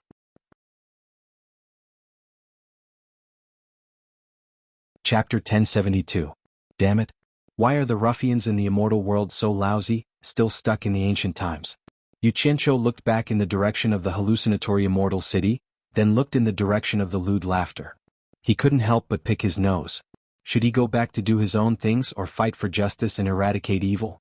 What if he encountered a tough guy and was beaten up by the ruffians? His nose flapped again as he sniffed the fragrance, faintly evoking memories. He remembered the origin of this fragrance. He clenched his teeth and sighed, but he still dodged. Once he landed on the hill, he immediately saw 3 men surrounding a green-clothed little girl. He didn't guess wrong, it was the little girl called Lu Qin, who followed an old man to sell things in the hallucinatory immortal city. Xianxia sized up the 3 men and found that he couldn't see through their cultivation. Their cultivation was clearly higher than his, and their clothes were also somewhat familiar. They seemed to be disciples of some large sect. He couldn't help but frown. As expected, those who dared to do this kind of thing in the open had a background. The moment he landed, the 3 men below also noticed the movement and looked up. When they saw that it was Xianxia, their expressions changed slightly. How could it be him? A person's reputation was like a tree's shadow. Who didn't know the world commerce's sect master, Xianxia? Moreover, these 3 people had seen Xianxia with their own eyes. Although Xianxia didn't know them, they knew that no matter how strong their background was, this person couldn't be provoked. At least for now, this person was carrying the immortal emperor's decree and could do whatever he wanted. The green-clothed little girl looked up, and her eyes immediately lit up as if she had met her savior. She shouted, "Xianxia, save me." This girl's memory was really good. I forgot what your name was, but you still remembered my name. Xianxia's mouth twitched. He was too embarrassed to ignore it now. He raised his brows and stared at the 3 people below with a sneer. The 3 of you are really in a good mood. This you is interested to see what the 3 of you want to do. Continue, this you probably won't disturb you. What do you mean I probably won't disturb you? The trio's expressions changed again. One of them politely cupped his hands and said, "So it's sect leader you. We greet you." The other 2 hurriedly followed suit and bowed. The man then pointed to the green-clothed girl and said, "We saw her acting suspiciously and were just about to question her. Since sect master Yu is here, I believe she won't be able to cause any trouble. Let's hand her over to sect master Yu to handle." The other 2 nodded in agreement. They knew how to conduct themselves. They had the taste of letting you taste the soup of this little beauty first. Did he really think that all the men in the world were black? Don't you know what it means to be lecherous? Xianxia's face darkened immediately. He said in a low voice, "Bullsh*t. If you don't scram, I'll chop off your dog heads." The trio smiled flatteringly and immediately ran away with their tails between their legs. Xianxia looked at the 3 of them running away. He didn't fly into a rage and chase after them. Let's not talk about whether he could catch up to them or not. The key was that he didn't have the mood to fly into a rage. He reckoned that once he returned, the people from Heartless Palace would ask him why Grey Cloud XN died. There was also the matter of the Immortal Palace that he had to deal with. How could he be in the mood to cause more trouble? Hearing movement, he turned around cautiously. The green-clothed girl had already flashed to the hillside. Her 10 fingers were rubbing the edge of her skirt as she looked at him from a distance. Her pure eyes were flickering and it was as if they could speak. There seemed to be anticipation and fear in her eyes. The fragrance became more and more alluring. Xianxia took a deep breath and shook his head with a smile. "Little girl, go home quickly. Don't run out alone in the future." After saying that, he turned around and was about to leave. He didn't have the good moral character to send the little girl home. He had already tried his best to help her. After all, the world had become so chaotic. There were too many people who needed help. The weak were prey to the strong. He was in a precarious situation, so he had to deal with it carefully. How could he care too much? However, the little girl's crisp voice came from behind him. She said weakly, "My name is Lu." Xianxia stopped in his tracks and scratched his forehead speechlessly. He turned around and looked at her in confusion, as if asking what she meant. The green-clothed girl immediately said with anticipation, "Xianxia. We met in the hallucinatory immortal city. My grandfather was there too. You even gave me spirit stones." "So what?" Xianxia scratched his head again. He still didn't understand what the little girl was trying to say. Then realization dawned on his face. He took out a big handful of divine-grade spirit stones from his storage pouch and walked in front of her. He pulled out her hands that were rubbing the hem of her skirt, then pried open her slender fingers and placed the big handful of divine great spirit stones in her fair palms. The little girl's pretty and slightly immature face revealed a blank expression as she looked at him, then at the spirit stones in her hands. She also didn't understand what he was trying to say. After doing all this, Xianxia turned into a streak of light and shot into the sky, flying in the direction of the hallucinatory immortal city. However, he immediately felt someone following him. When he turned around, he saw the little girl flying behind him. Why did it feel like she was following him? Could it be that they were going the same way? Xianxia's brows creased into a frown. His figure flashed and deviated from the direction he was flying in. In the end, the little girl also made a turn in the air and followed him. This time Xianxia couldn't take it anymore. His figure stopped, turning around and floating in the air. The little girl blinked her eyes as she stopped in front of him, her hands still holding the pile of spirit stones. "Miss Lu, why are you following me?" Xianxia asked in a low voice. Lu had a blank expression on her face as if she didn't know anything. She raised the spirit stones in her hands and said, "Your things are with me." Xianxia immediately heaved a sigh of relief. It seemed like this little girl was following him because she wanted to return the spirit stones to him. As expected, she was a naive person who didn't understand the ways of the world. It was all his fault for not making things clear. He smiled bitterly and said, "Miss Lu, these spirit stones are for you, there's no need to return them to me." Who knew that Lu's head would shake like a rattled drum, and she said, "My grandfather said that people's hearts are sinister. I can't simply take other people's things." Xianxia was choked by her words. He didn't know whether to laugh or cry as he said, "Since you know that people's hearts are sinister, you still dare to run around with me? I'll give you the spirit stones. Quickly go home and don't follow me anymore." "But you're a good person," Lu said very seriously. However, when she heard that the spirit stones were for her, she kept the things in her hands impolitely. These words were really ironic. Why don't I feel like I'm a good person? Xianxia scratched his nose in embarrassment and sized up the little girl again.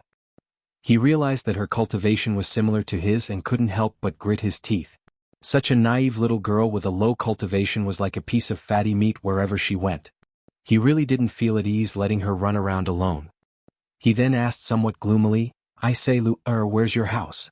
How can your grandfather feel at ease letting you run around alone?" Lu lowered her head slightly and said, "I also don't know where my house is. I snuck out alone. My grandfather still doesn't know that I ran out. I can't find my way back." After saying that, she looked at Xianxia with eyes filled with anticipation as if she was saying, "Take me in." Xianxia's expression collapsed.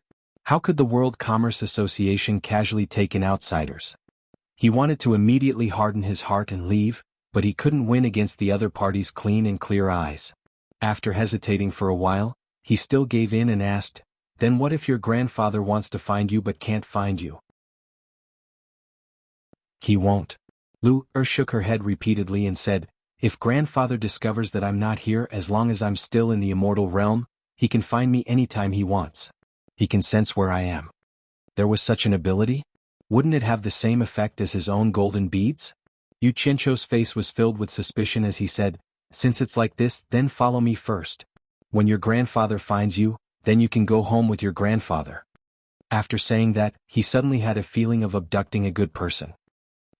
Lu nodded her head repeatedly in response as if wishing for it to be so. This unlucky girl who cheats people. Xianxia rolled his eyes at her and shouted, "Follow me." His figure flashed and flew towards the direction of the illusory immortal city. Lu followed with an excited expression. The sea of clouds in front of them was filled with flowing lights of all colors. The two of them also entered the sea of clouds one after the other. Here Xianxia deliberately slowed down his flying speed to let others have a chance to see that he had returned. As expected, his return was like a stone that caused 1,000 ripples, immediately causing a commotion in the illusory immortal city. On the rooftop of the World Commerce Association, De Ming Luan and Wei Qianxia were excitedly surrounding Yun Peng and talking about something. When they saw Xianxia land with a young lady, their expressions froze and they looked at Lu with astonishment. Lu moved behind Xianxia in fear. Xianxia looked at the three of them in confusion. Before he landed, he clearly saw that the three of them were filled with excitement and didn't know what good thing had happened. The three of them didn't ask about his return. Instead, it was Wei Qianxia who lifted her chin towards Lu and said with a frown, "Xianxia, Who is this young lady? Deming Luan's eyes flickered. He faintly felt that he had seen this young lady somewhere before. She's called Lu. I picked her up on the road. Let me make arrangements for her first before coming back to talk. Yu Qianqiu turned around and waved at Lu, leading her down quickly. Walking in the corridor, he could faintly hear the sound of mahjong tiles being shuffled. Following the source of the sound to a door, Yu Qianqiu pushed open the door and couldn't help but reveal a bitter smile. The women were all here. 4 fighting bitterly and 1 watching. He really didn't know where they got their patience from to never get tired of playing. Actually, he had wronged them. They didn't know that no matter how fun it was, it couldn't withstand playing it day after day. This mahjong tile that didn't have any stakes had long lost its initial passion. The women usually cultivated in their own rooms. Coincidentally, Ziyi pulled them over to play today on a whim and coincidentally bumped into them when he came back. Hearing the sound of the door opening, the women turned around and were instantly pleasantly surprised. Those who were sitting all stood up. Ziyi even pushed the mahjong tiles away with a crash and exclaimed excitedly, "Big liar! You're back."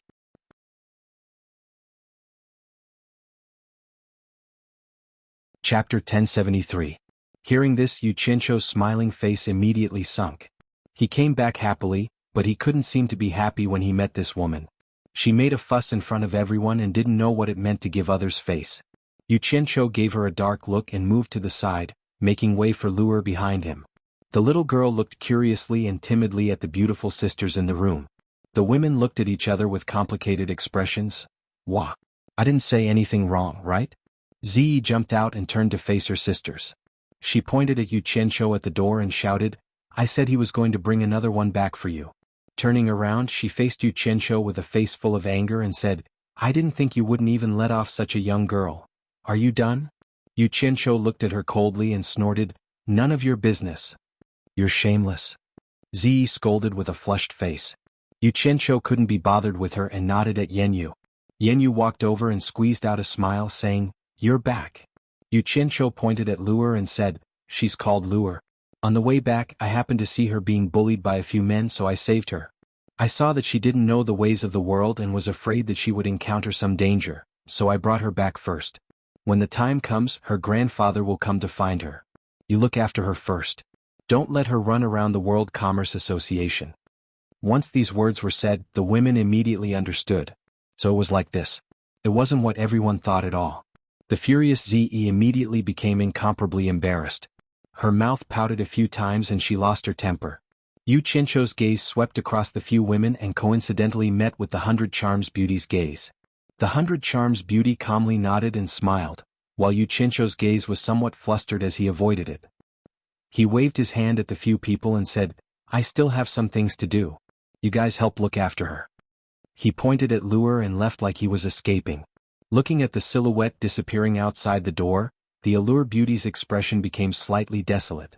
A trace of desolation flashed in her eyes, but she was immediately awakened by Ziyi's cheers.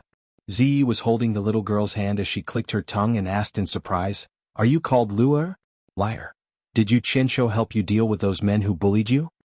The few women didn't know whether to laugh or cry as they looked at Ziyi. It wouldn't be wrong to say that they were envious of her. They envied her for being heartless. No matter how big the matter was, it was in the past. Next time she might still go against Yu Qianqiu. Yanyu had been secretly paying attention to the changes in the Allure Beauty's expression. In order to divert her thoughts, she secretly transmitted a message to her, "Ziyi, this girl." The reason why she went against Yu Qianqiu at every turn was to use this method to attract Yu Qianqiu and make Yu Qianqiu pay more attention to her. However, she didn't know that Yu Qianqiu had always been amenable to coaxing but not coercion. If this continued, it would only make Yu Qianqiu hate her more and more. You must know that although Yu Qianqiu doesn't look like a good person and doesn't do anything good, he has a chivalrous and tender side in his bones.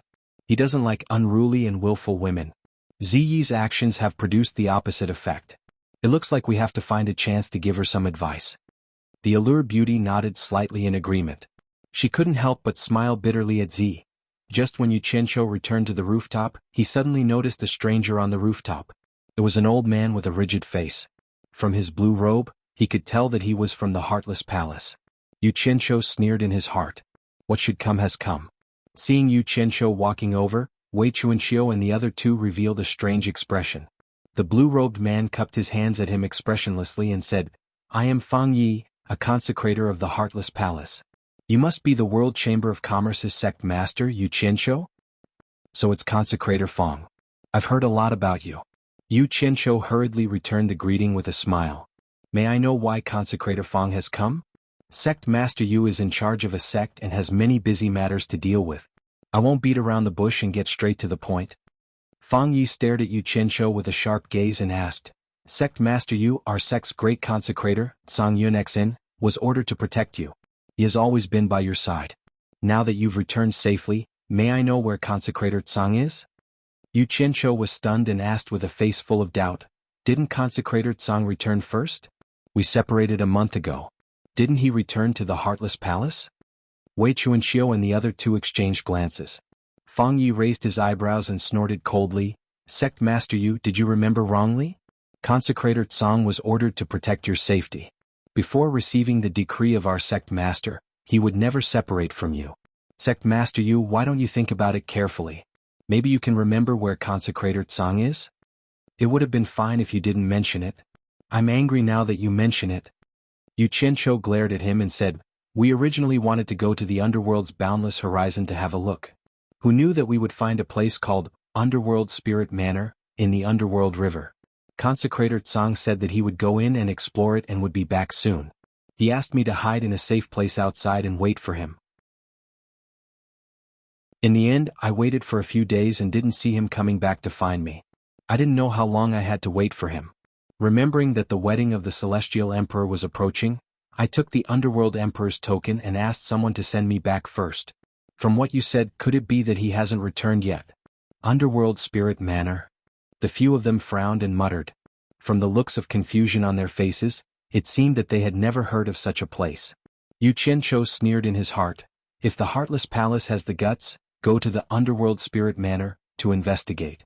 I will wait for the good news. Fang Yi opened his eyes and looked at Yu Qianqiu and said slowly, Not long before Sect Master Yu returned, I received a message from the sect saying that the nameplate belonging to Consecrator Tsang had shattered. In other words, Consecrator Tsang is dead. The other three were not surprised at all. Obviously they had already heard about this from him. They all stared at Yu Qianqiu without blinking, as if they wanted to see something from his face. In the end, Yu Qianqiu said with a face full of shock, Consecrator Tsang is dead? How is this possible? How many people in the world can block his 3 swords as one sword drawing style? When did this happen? It's easy to dodge a spear in the open but hard to guard against a stab in the dark. I received news that Consecrator Tsang met with an accident early this morning. Fang Ye's indifferent expression suddenly paused. As he said this, he recalled that the location of Consecrator Tsang's accident was in the underworld. Moreover, Yu Qianqiu had returned on the same day. How many people in the world could rush to the illusionary immortal city from the exit of the underworld in less than a day? After pondering for a while, Fang Yi cupped his fists and said, Since Sect Master Yu doesn't know, I won't disturb you anymore. As he said this, he specially cupped his fists towards Yun Peng. Congratulations Mountain Lord Bai Yun for breaking through to the intermediate stage of Immortal Emperor. Everyone farewell. Then he turned into a flowing light and left. After everyone saw him off, Yu Qianqiu looked at Yun Peng and said in shock, Senior Yun's cultivation has broken through to the intermediate stage of Immortal Emperor? Yun Peng revealed a rare smile. This is all thanks to the Phoenix true blood you gave me. There's no need to be courteous with him, this is what he should do. You helped him guard his home, so it's natural for you to give him something. Wei Chuanxiu waved his hand and looked at Yu Qianqiu with a face full of annoyance. Back then, I felt that it wasn't right for you to get Consecrator Tsang Yun to protect you. Tell me the truth, is Consecrator Tsang Yun's death really not related to you? You can't wash yourself clean even if you jump into the river Styx, believe it or not. Yu Qianqiu said perfunctorily. Alright. Now is not the time to argue about this. Deming Luan raised his hand to stop the two from bickering. He stared at Yu Qianqiu and frowned. It's good that you're back safely. Do you know that with the Immortal Emperor's wedding approaching, Immortal Empress Jianghu has asked you about your composing progress multiple times? Everyone in the Immortal Palace is very concerned and has sent me multiple messages. As the leader of the Merchant Association, I have personally gone to the World Merchant Association many times for this matter. Since you're back, quickly prepare to go to the Immortal Palace with me. Damn it. What is this woman Jiwu trying to do? Is she trying to trick me? Yu Qianzhou cursed in his heart. He was still a little worried that Jiwu would reveal his background. Although he knew that if she wanted to reveal it, she would have done so long ago. Wei Chuanxiu glanced at him and asked Deming Luan worriedly, "Will something happen to him if we really let him go to the Immortal Palace?" Yu Qianzhou nodded in agreement. "Isn't there still a few days? Isn't it too early to go now?" Deming Luan sneered, "What kind of occasion do you think the Immortal Emperor's wedding is? All the sect masters in the immortal world will be there to congratulate him. If you come up with something that can't be shown in public, will they let you perform in public? There's naturally a reason for you to go earlier." As he spoke, he looked at Yun Peng and Wei Chuanxiu's faces and finally at Yu Qianzhou's face. He said slowly, "So you better think carefully. If you really don't have the confidence, you might as well say it now." Wei Chuanxiu's eyebrows twitched as she vaguely sensed something. She asked suspiciously, "What do you mean?" Deming Luan stared at Yu Qianzhou and said in a deep voice, "You said you have the token of the Emperor of the Underworld. Is this true?" Yu Qianzhou looked at the three and thought that there was no need to hide it. He nodded, "It is true. What does this have to do with the token of the Emperor of the Underworld?" Deming Luan's eyes lit up. "Of course it has something to do with it. As far as I know, the token of the Emperor of the Underworld will not easily appear in the hands of unrelated people. It must be given to someone who is deeply trusted by the Emperor of the Underworld. If you really don't have the confidence for this wedding, we still have a chance to save our lives. That is, we will all hide in the underworld while we still have some time. With the protection of the Emperor of the Underworld, Jintai will not be able to do anything to us in the underworld. The Emperor of the Underworld will not let Jintai do anything to us even if it is for his own sake." Yu Qianzhou was surprised. "You also want to escape with us?" "Of course." Deming Luan was angry, pointing and scolding, "What does your song have to do with me? You just have to make one request after another to the Celestial Palace." "Do you think the Celestial Palace is a place where you can bargain? Isn't it because of the two of them that I fought for you? If you run away, Qintai's face will be lost. How can I have a good ending as a guarantor? What else can I do but run away with you? It is my bad luck to know you. I have to live in fear every day."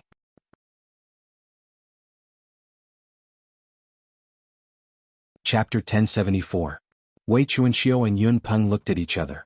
They had known the big bright wheel for so many years, and it was rare to see him lose his composure like this.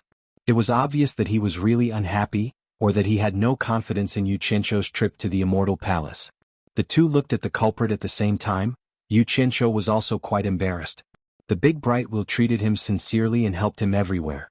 If he destroyed the big bright wheel's rice bowl and forced him to flee for his life, it would be really unfair to him.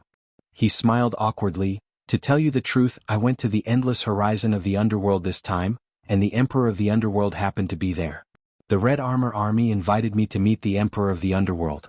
To be honest, the Emperor of the Underworld is quite friendly to me." The others rolled their eyes when they heard this. He made it sound like he was a big shot. Wei Chuanxiu sneered and lamented, "You have to believe it. It is all true. But the key is that the token of the Emperor of the Underworld in my hand was accidentally obtained from someone else, not because I am a trusted person of the Emperor of the Underworld." They looked at each other, and Wei Chuanxiu asked in surprise, "In that case, you still dared to take it out to deceive people in Twilight City? Damn it. The army of the Underworld wanted to kill me. I took out the token of the Emperor of the Underworld for the sake of emergency." Yu Qianzhou shook his head and smiled bitterly. "In fact, I didn't know it was the token of the Emperor of the Underworld before I took it out. I only knew that it should be of some help. Nobody would dare to take it out to cause trouble if they knew it was the token of the Emperor of the Underworld. In fact, it was because of this that the Emperor of the Underworld asked the Red Armor Army to interrogate me at the Endless Horizon." They were stunned, not expecting such a thing to happen. "That's strange. Where did you get the token of the Emperor of the Underworld?" Wei Chuanxiu looked up and down at the intact Yu Qianzhou and said, "Since you met the Emperor of the Underworld, did he just let you go?" "It is because he let me go that I feel strange." Yu Qianzhou shrugged at the great bright wheel and said, "There are still many things that I don't understand about this. Do you think I would dare to bring everyone to the Netherworld? What if we fall into a wolf's den right after escaping from the tiger's mouth?" Even though he said this to everyone, in reality, he didn't want to easily escape until the last moment. If he didn't run, he would still have a chance if he worked hard, but if he ran, then all his years of hard work in the immortal world would be wasted, and he would have to start from scratch again. The most important thing was that he still had a way out at the critical moment. Even if he wanted to escape, there was no need for him to take the risk of escaping to the netherworld. Then what do you want to do? Deming Luan asked. Yu Qianqiu looked into the distance and said with determination, Isn't it just going to the celestial palace? There was nothing to be afraid of. If it really doesn't work, we can just run together. I've already prepared an escape route for everyone. No one can do anything to us. After his experience in the all-heavens boundary in terms of mentality, the celestial palace could no longer give him too much pressure. When they heard this, they looked at each other. They didn't know whether it was true or not. Deming Luan narrowed his eyes and looked at him for a while, then said in a deep voice, In that case, I have nothing to say. I'll go back and give some instructions. I'll look for you later. With that, he flew away. Deming Luan went to make preparations. Yu Qianqiu, who had just returned and had to rush to the celestial palace, naturally had to make some preparations. After having a secret discussion with Wei Chuanqiu and Yun Peng on the rooftop, he quickly went downstairs and hid in a room. He took out the token of authority of the Chamber of Commerce Alliance and the token of passage to the underworld that the great Ming Luan had given him. He held one in each hand and waited for a while. Because the token of authority of the Chamber of Commerce Alliance was too obvious, he put it away. As for the Netherworld Passage token, he didn't stand on ceremony. It might be difficult for others to imitate, but it wasn't difficult for him at all. He used jianghu to make dozens of tokens in one go as templates so that he could imitate it when needed. After doing this, he quickly gathered the lords of the various countries to meet in the conference room on the 21st floor. In the end, he found that everyone couldn't resist the temptation in the end. They used elixirs and the immortal ascension passage to forcibly raise their cultivation to the early stage of small immortal. In this regard, Yu Qianqiu expressed his understanding. Because a small number of them had already reached the end of their lifespans. Since they couldn't be sure that they would succeed naturally, they could only take a shortcut. When the others saw the cultivation of the people around them skyrocketing, they couldn't remain indifferent. They gritted their teeth and followed suit. After everyone communicated, Yu Qianqiu carefully observed everyone's mental state. He was afraid that everyone would lose control of their emotions if they were cooped up here for too long. Some people would want to leave or go back. However, he didn't find anything out of the ordinary. After thinking about it carefully, he felt relieved. Think about it, a mere few years was really nothing to cultivators. Moreover, the illusory immortal city had cultivation resources that everyone couldn't compare to in the mortal world. As long as it was something that everyone needed for cultivation, the World Chamber of Commerce had never been stingy with everyone. What Yu Qianqiu didn't know, and most importantly, was that the longer everyone stayed in the illusory immortal city, the more they understood how dangerous the outside world was, and the more they understood how tiny they were. Even though they were overlords of an area in the mortal world, in the immortal dimension that was filled with sects like trees in a forest, any ordinary expert from any sect would be able to easily deal with them. With their cultivations, it was impossible for them to stand out in the immortal dimension. Therefore, whether it was in terms of cultivation resources or safety, having the World Chamber of Commerce protect them in the illusory immortal city was really the best. Whether it was the barrenness of the mortal world or the dangers of the outside world, they temporarily didn't consider it. Currently, they had Yu Qianqiu who could provide them with resources. If they didn't make good use of it, they wouldn't be the rulers of the various countries they used to be. When he returned to the rooftop, the great bright wheel was already waiting for him. Yu Qianqiu smiled as he took out the token of the Chamber of Commerce Alliance and the token of passage to the underworld. When the great bright wheel received it, it was silent for a moment before it said, "It seems that these things didn't help you much in the underworld. Because the token of the underworld emperor is more useful than them." Yu Qianqiu smiled. Yun Peng and Wei Chuanqiu, who were at the side, seemed to be sending him off. Wei Chuanqiu looked around and didn't see any movement from the women. She asked thoughtfully, "You're not sure if you'll be lucky or not, aren't you going to say goodbye to them before you leave?" "I've been wandering outside all year round and haven't had time to accompany them. I've already let them down. I'd rather have them complain about me and think that I'm a womanizer than have them worry about me. I can only hope that I can create a future for them with no regrets." Yu Qianqiu shook his head with a wry smile before summoning a flying shuttle and taking the lead to fly into it. The great bright wheel followed closely behind. A stream of light flew far away from the rooftop of the World Chamber of Commerce. It blended into the streams of light that rose and fell in the illusory immortal city and disappeared. The disciples of the various sects who had been secretly watching the World Chamber of Commerce also quietly disappeared. On a day when the sky was filled with rosy clouds, Xianxia flew towards the main peak of the blissful immortal realm for the first time.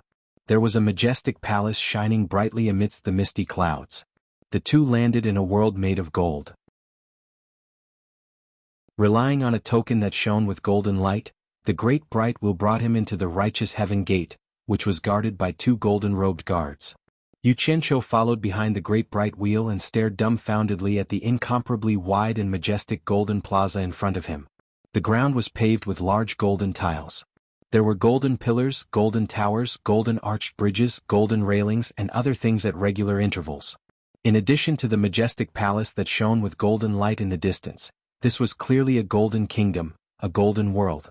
Walking in this golden world, the ground was like a glossy yellow mirror that could clearly reflect the people walking on it. Each golden pillar that brushed past was several times thicker than a person, and each golden tile on the ground was several times wider than a bed. Looking around in such a grand atmosphere, it made one feel so insignificant, like an ant climbing on a mountain of gold. This was Jin Tai's immortal palace. Xianxia was inwardly speechless. If he didn't know that Jin Tai was a gold spirit, just the aura of the immortal palace in front of him would have frightened him. The two walked for more than an hour before arriving at the bottom of a golden flight of steps that increased in height by 100 meters. At the top of the flight of steps was the huge immortal palace that shone with golden light. It made one look up at the mountain and added a sense of oppression.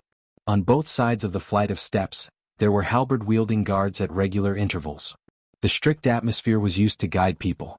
The great bright wheel suddenly raised its hand and the two stopped at the bottom of the flight of steps.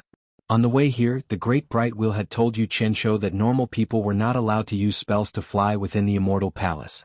They could only walk. Xianxia looked at the flight of steps and was speechless. What kind of rule was this? They had already walked for more than half an hour. Adding on the flight of steps that were hundreds of meters high, wouldn't it be a waste of other people's time? Just as he was thinking, he saw a person who violated the rules. Instead of walking, she directly flashed down from the flight of steps and landed on the lowest step in front of the two of them. The person who came was wearing a golden robe. Not only did she look old, she was actually an old lady with wrinkled skin and white hair. Her eyes were as sharp as an eagle's as she looked at Xianxia, causing Xianxia's heart to jump. Someone who could brazenly violate the rules of the immortal palace was naturally not an ordinary person. Xianxia was muttering the identity of the person who came. The great bright wheel had already secretly warned him. This person is the chief steward of the immortal palace. Her name is Xiaoqian. Her son is the commander of internal affairs, He Lai, who controls the immortal palace guards. Both mother and son have high cultivation and can be said to be the two people the immortal emperor trusts the most. After saying this secretly, the great bright wheel quickly cupped his hands and bowed to the person who came. Greetings, Chief Steward Nye. Nye Xiaoqian? Her name is Nye Xiaoqian? Why isn't her son surnamed Ning? The corner of Xianxia's mouth couldn't help but twitch. He was quite shocked. This Chief Steward Nye ignored the great bright wheel and stared at Xianxia. She asked indifferently, "You are Xianxia?" Xianxia hurriedly bowed and said, "Xianxia greets Chief Steward Nye."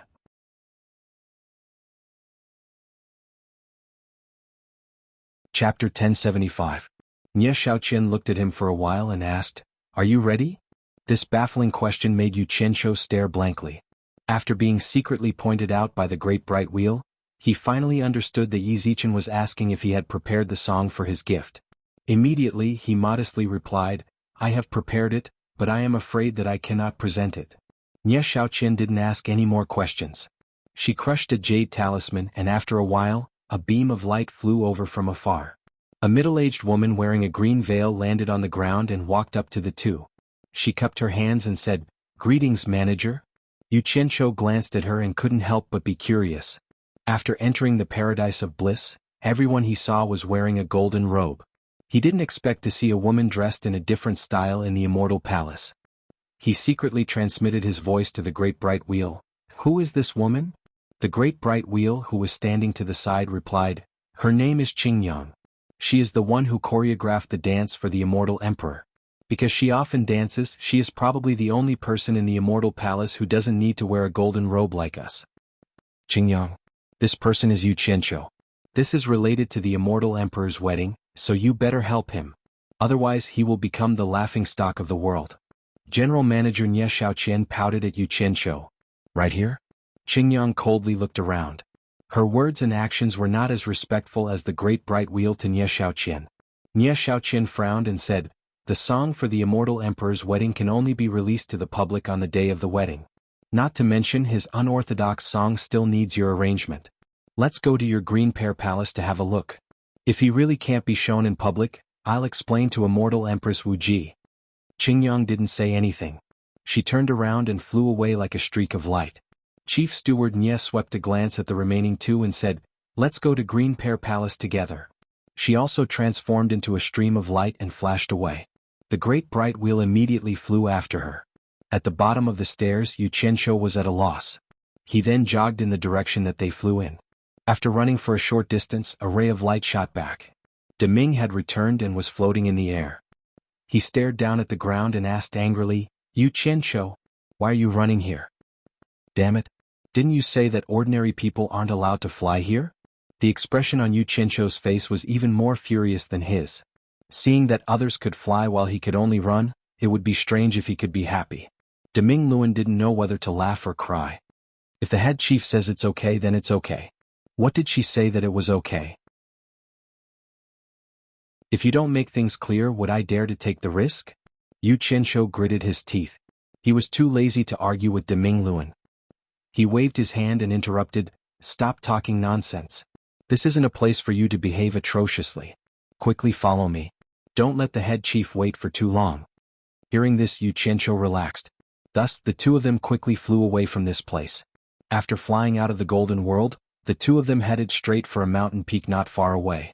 On the peak of the mountain, there was a huge ancient palace made of pure wood. On the small square outside the palace, Qingyang, who looked indistinct and serious, glanced at Yu Qianzhou and said, "Come with me." Yu Qianzhou cautiously glanced at the great bright wheel.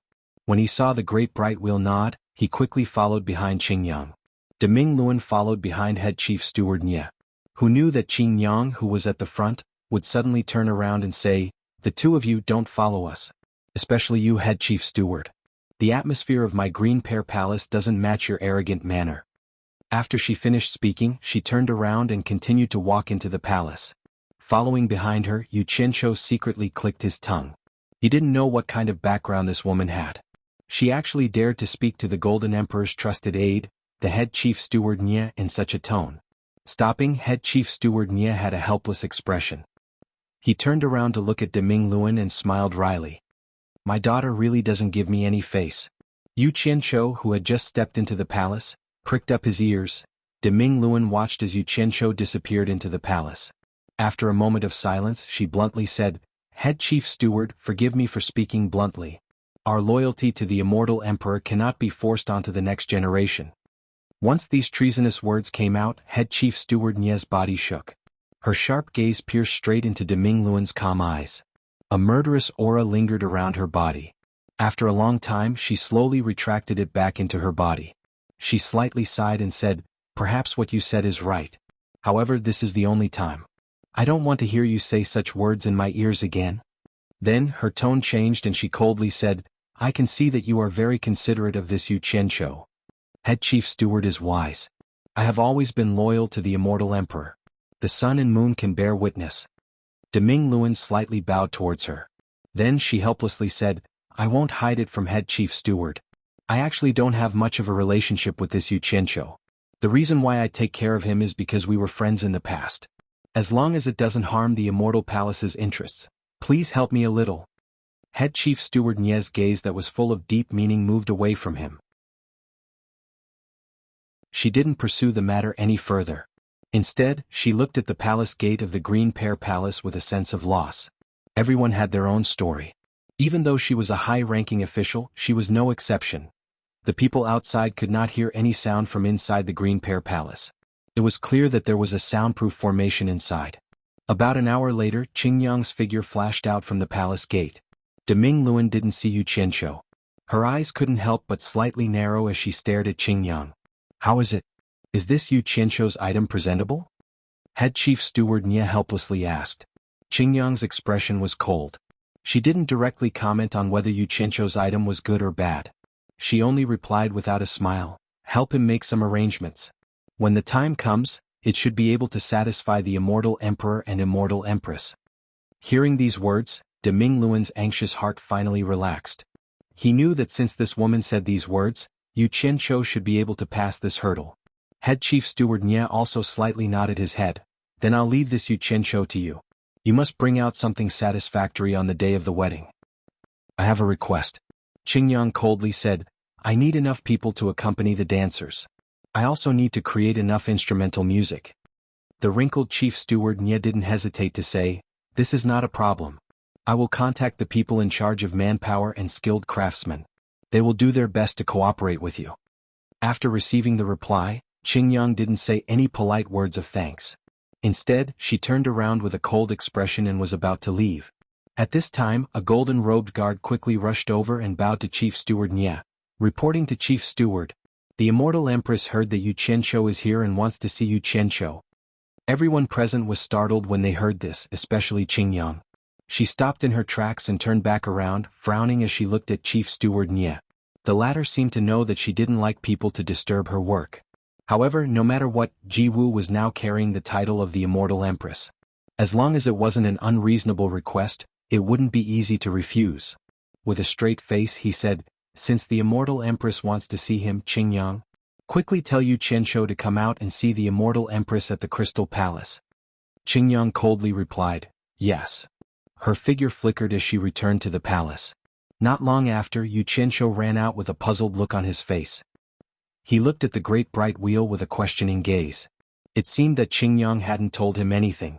Seeing the confusion on his face, Chief Steward Nye pointed at the guard who came to report and said indifferently, Yu Qianqiu, Immortal Empress Ji Wu wants to see you. Go with her to see her. After that, quickly return to the Green Pear Palace and continue to listen to her orders. Do you understand? Yu Qianqiu was startled. Why did that woman Ji Wu want to see him now? Confused, he cupped his fists and replied yes. Then he flew away with the guard. The great bright wheel's eyes also flickered. He didn't know whether it was a good or bad thing for Ji Wu to summon Yu Qianqiu. He frowned and cupped his fists. Chief Steward, if there is nothing else, I will return to the Chamber of Commerce Alliance. Chief Steward Nye nodded and left first. The great bright wheel looked in the direction of the Crystal Palace in the distance, then frowned and turned into a stream of light and flew away. Outside a gate with a tall jade wall, Yu Qianqiu immediately saw the colorful jade palace inside. The guard stopped outside the gate and stretched his hand inside. Don't let the immortal empress wait for too long. Quickly go and see her. Thank you. Yu Qianqiu cupped his fists and walked in without any clues on his face. In fact, his mind was spinning quickly. He didn't know if Lu Yanqing and Immortal Crocodile Monarch were here. As soon as he stepped into the palace, he was immediately attracted by a thatched hut not far away. He didn't understand why there was such a strange thatched hut in this place that looked like a crystal palace. The courtyard was empty and desolate, and not a single person could be seen. Just as Yu Qianqiu was wondering why the dignified immortal queen's residence did not have a servant, he saw a familiar person walking out of the palace door in front of him. It was none other than Lu Yanqing. Lu Yanqing looked at him with a complicated expression and was stunned for a moment. Then she bowed and led the way into the hall. The immortal empress is waiting for you inside. Although there was a smile on Yu Qianqiu's face, there was an unconcealable coldness in his eyes. It was hard for him to have a good impression of this woman who made decisions on her own and made him uncomfortable. When he walked along the jade steps to the door of the hall, he smiled with a slightly sarcastic smile and cupped his fists. Thank you. When Lu Yanqing saw the unforgettable coldness in his eyes, her face couldn't help but turn pale. Her delicate body swayed for a moment, and she turned back and stepped into the hall with her head slightly lowered. After Yu Qianqiu followed her in, he found that the hall was empty. He didn't understand what it meant. He saw Lu Yanqing, who was leading the way, turn into the back hall. He paused for a moment but finally followed her. Who knew that as soon as he stepped into the rear hall, a large hand would grab the collar behind his neck like a sneak attack. Yu Qianqiu was shocked and quickly dodged while turning his head to look, only to see a black-clothed silver-haired big man laughing loudly at him. Stinking brat. We finally meet again. Old monster. Yu Qianqiu was pleasantly surprised. Who else could this person be but the immortal crocodile monarch that he had been talking about? Before he landed, he flashed back into the air. The two fellows who had not seen each other for a long time couldn't help but hug each other. You're tuning in to the Sword Dance in the Vast Sky YouTube channel. Don't forget to subscribe and join us on this journey to catch the most captivating stories.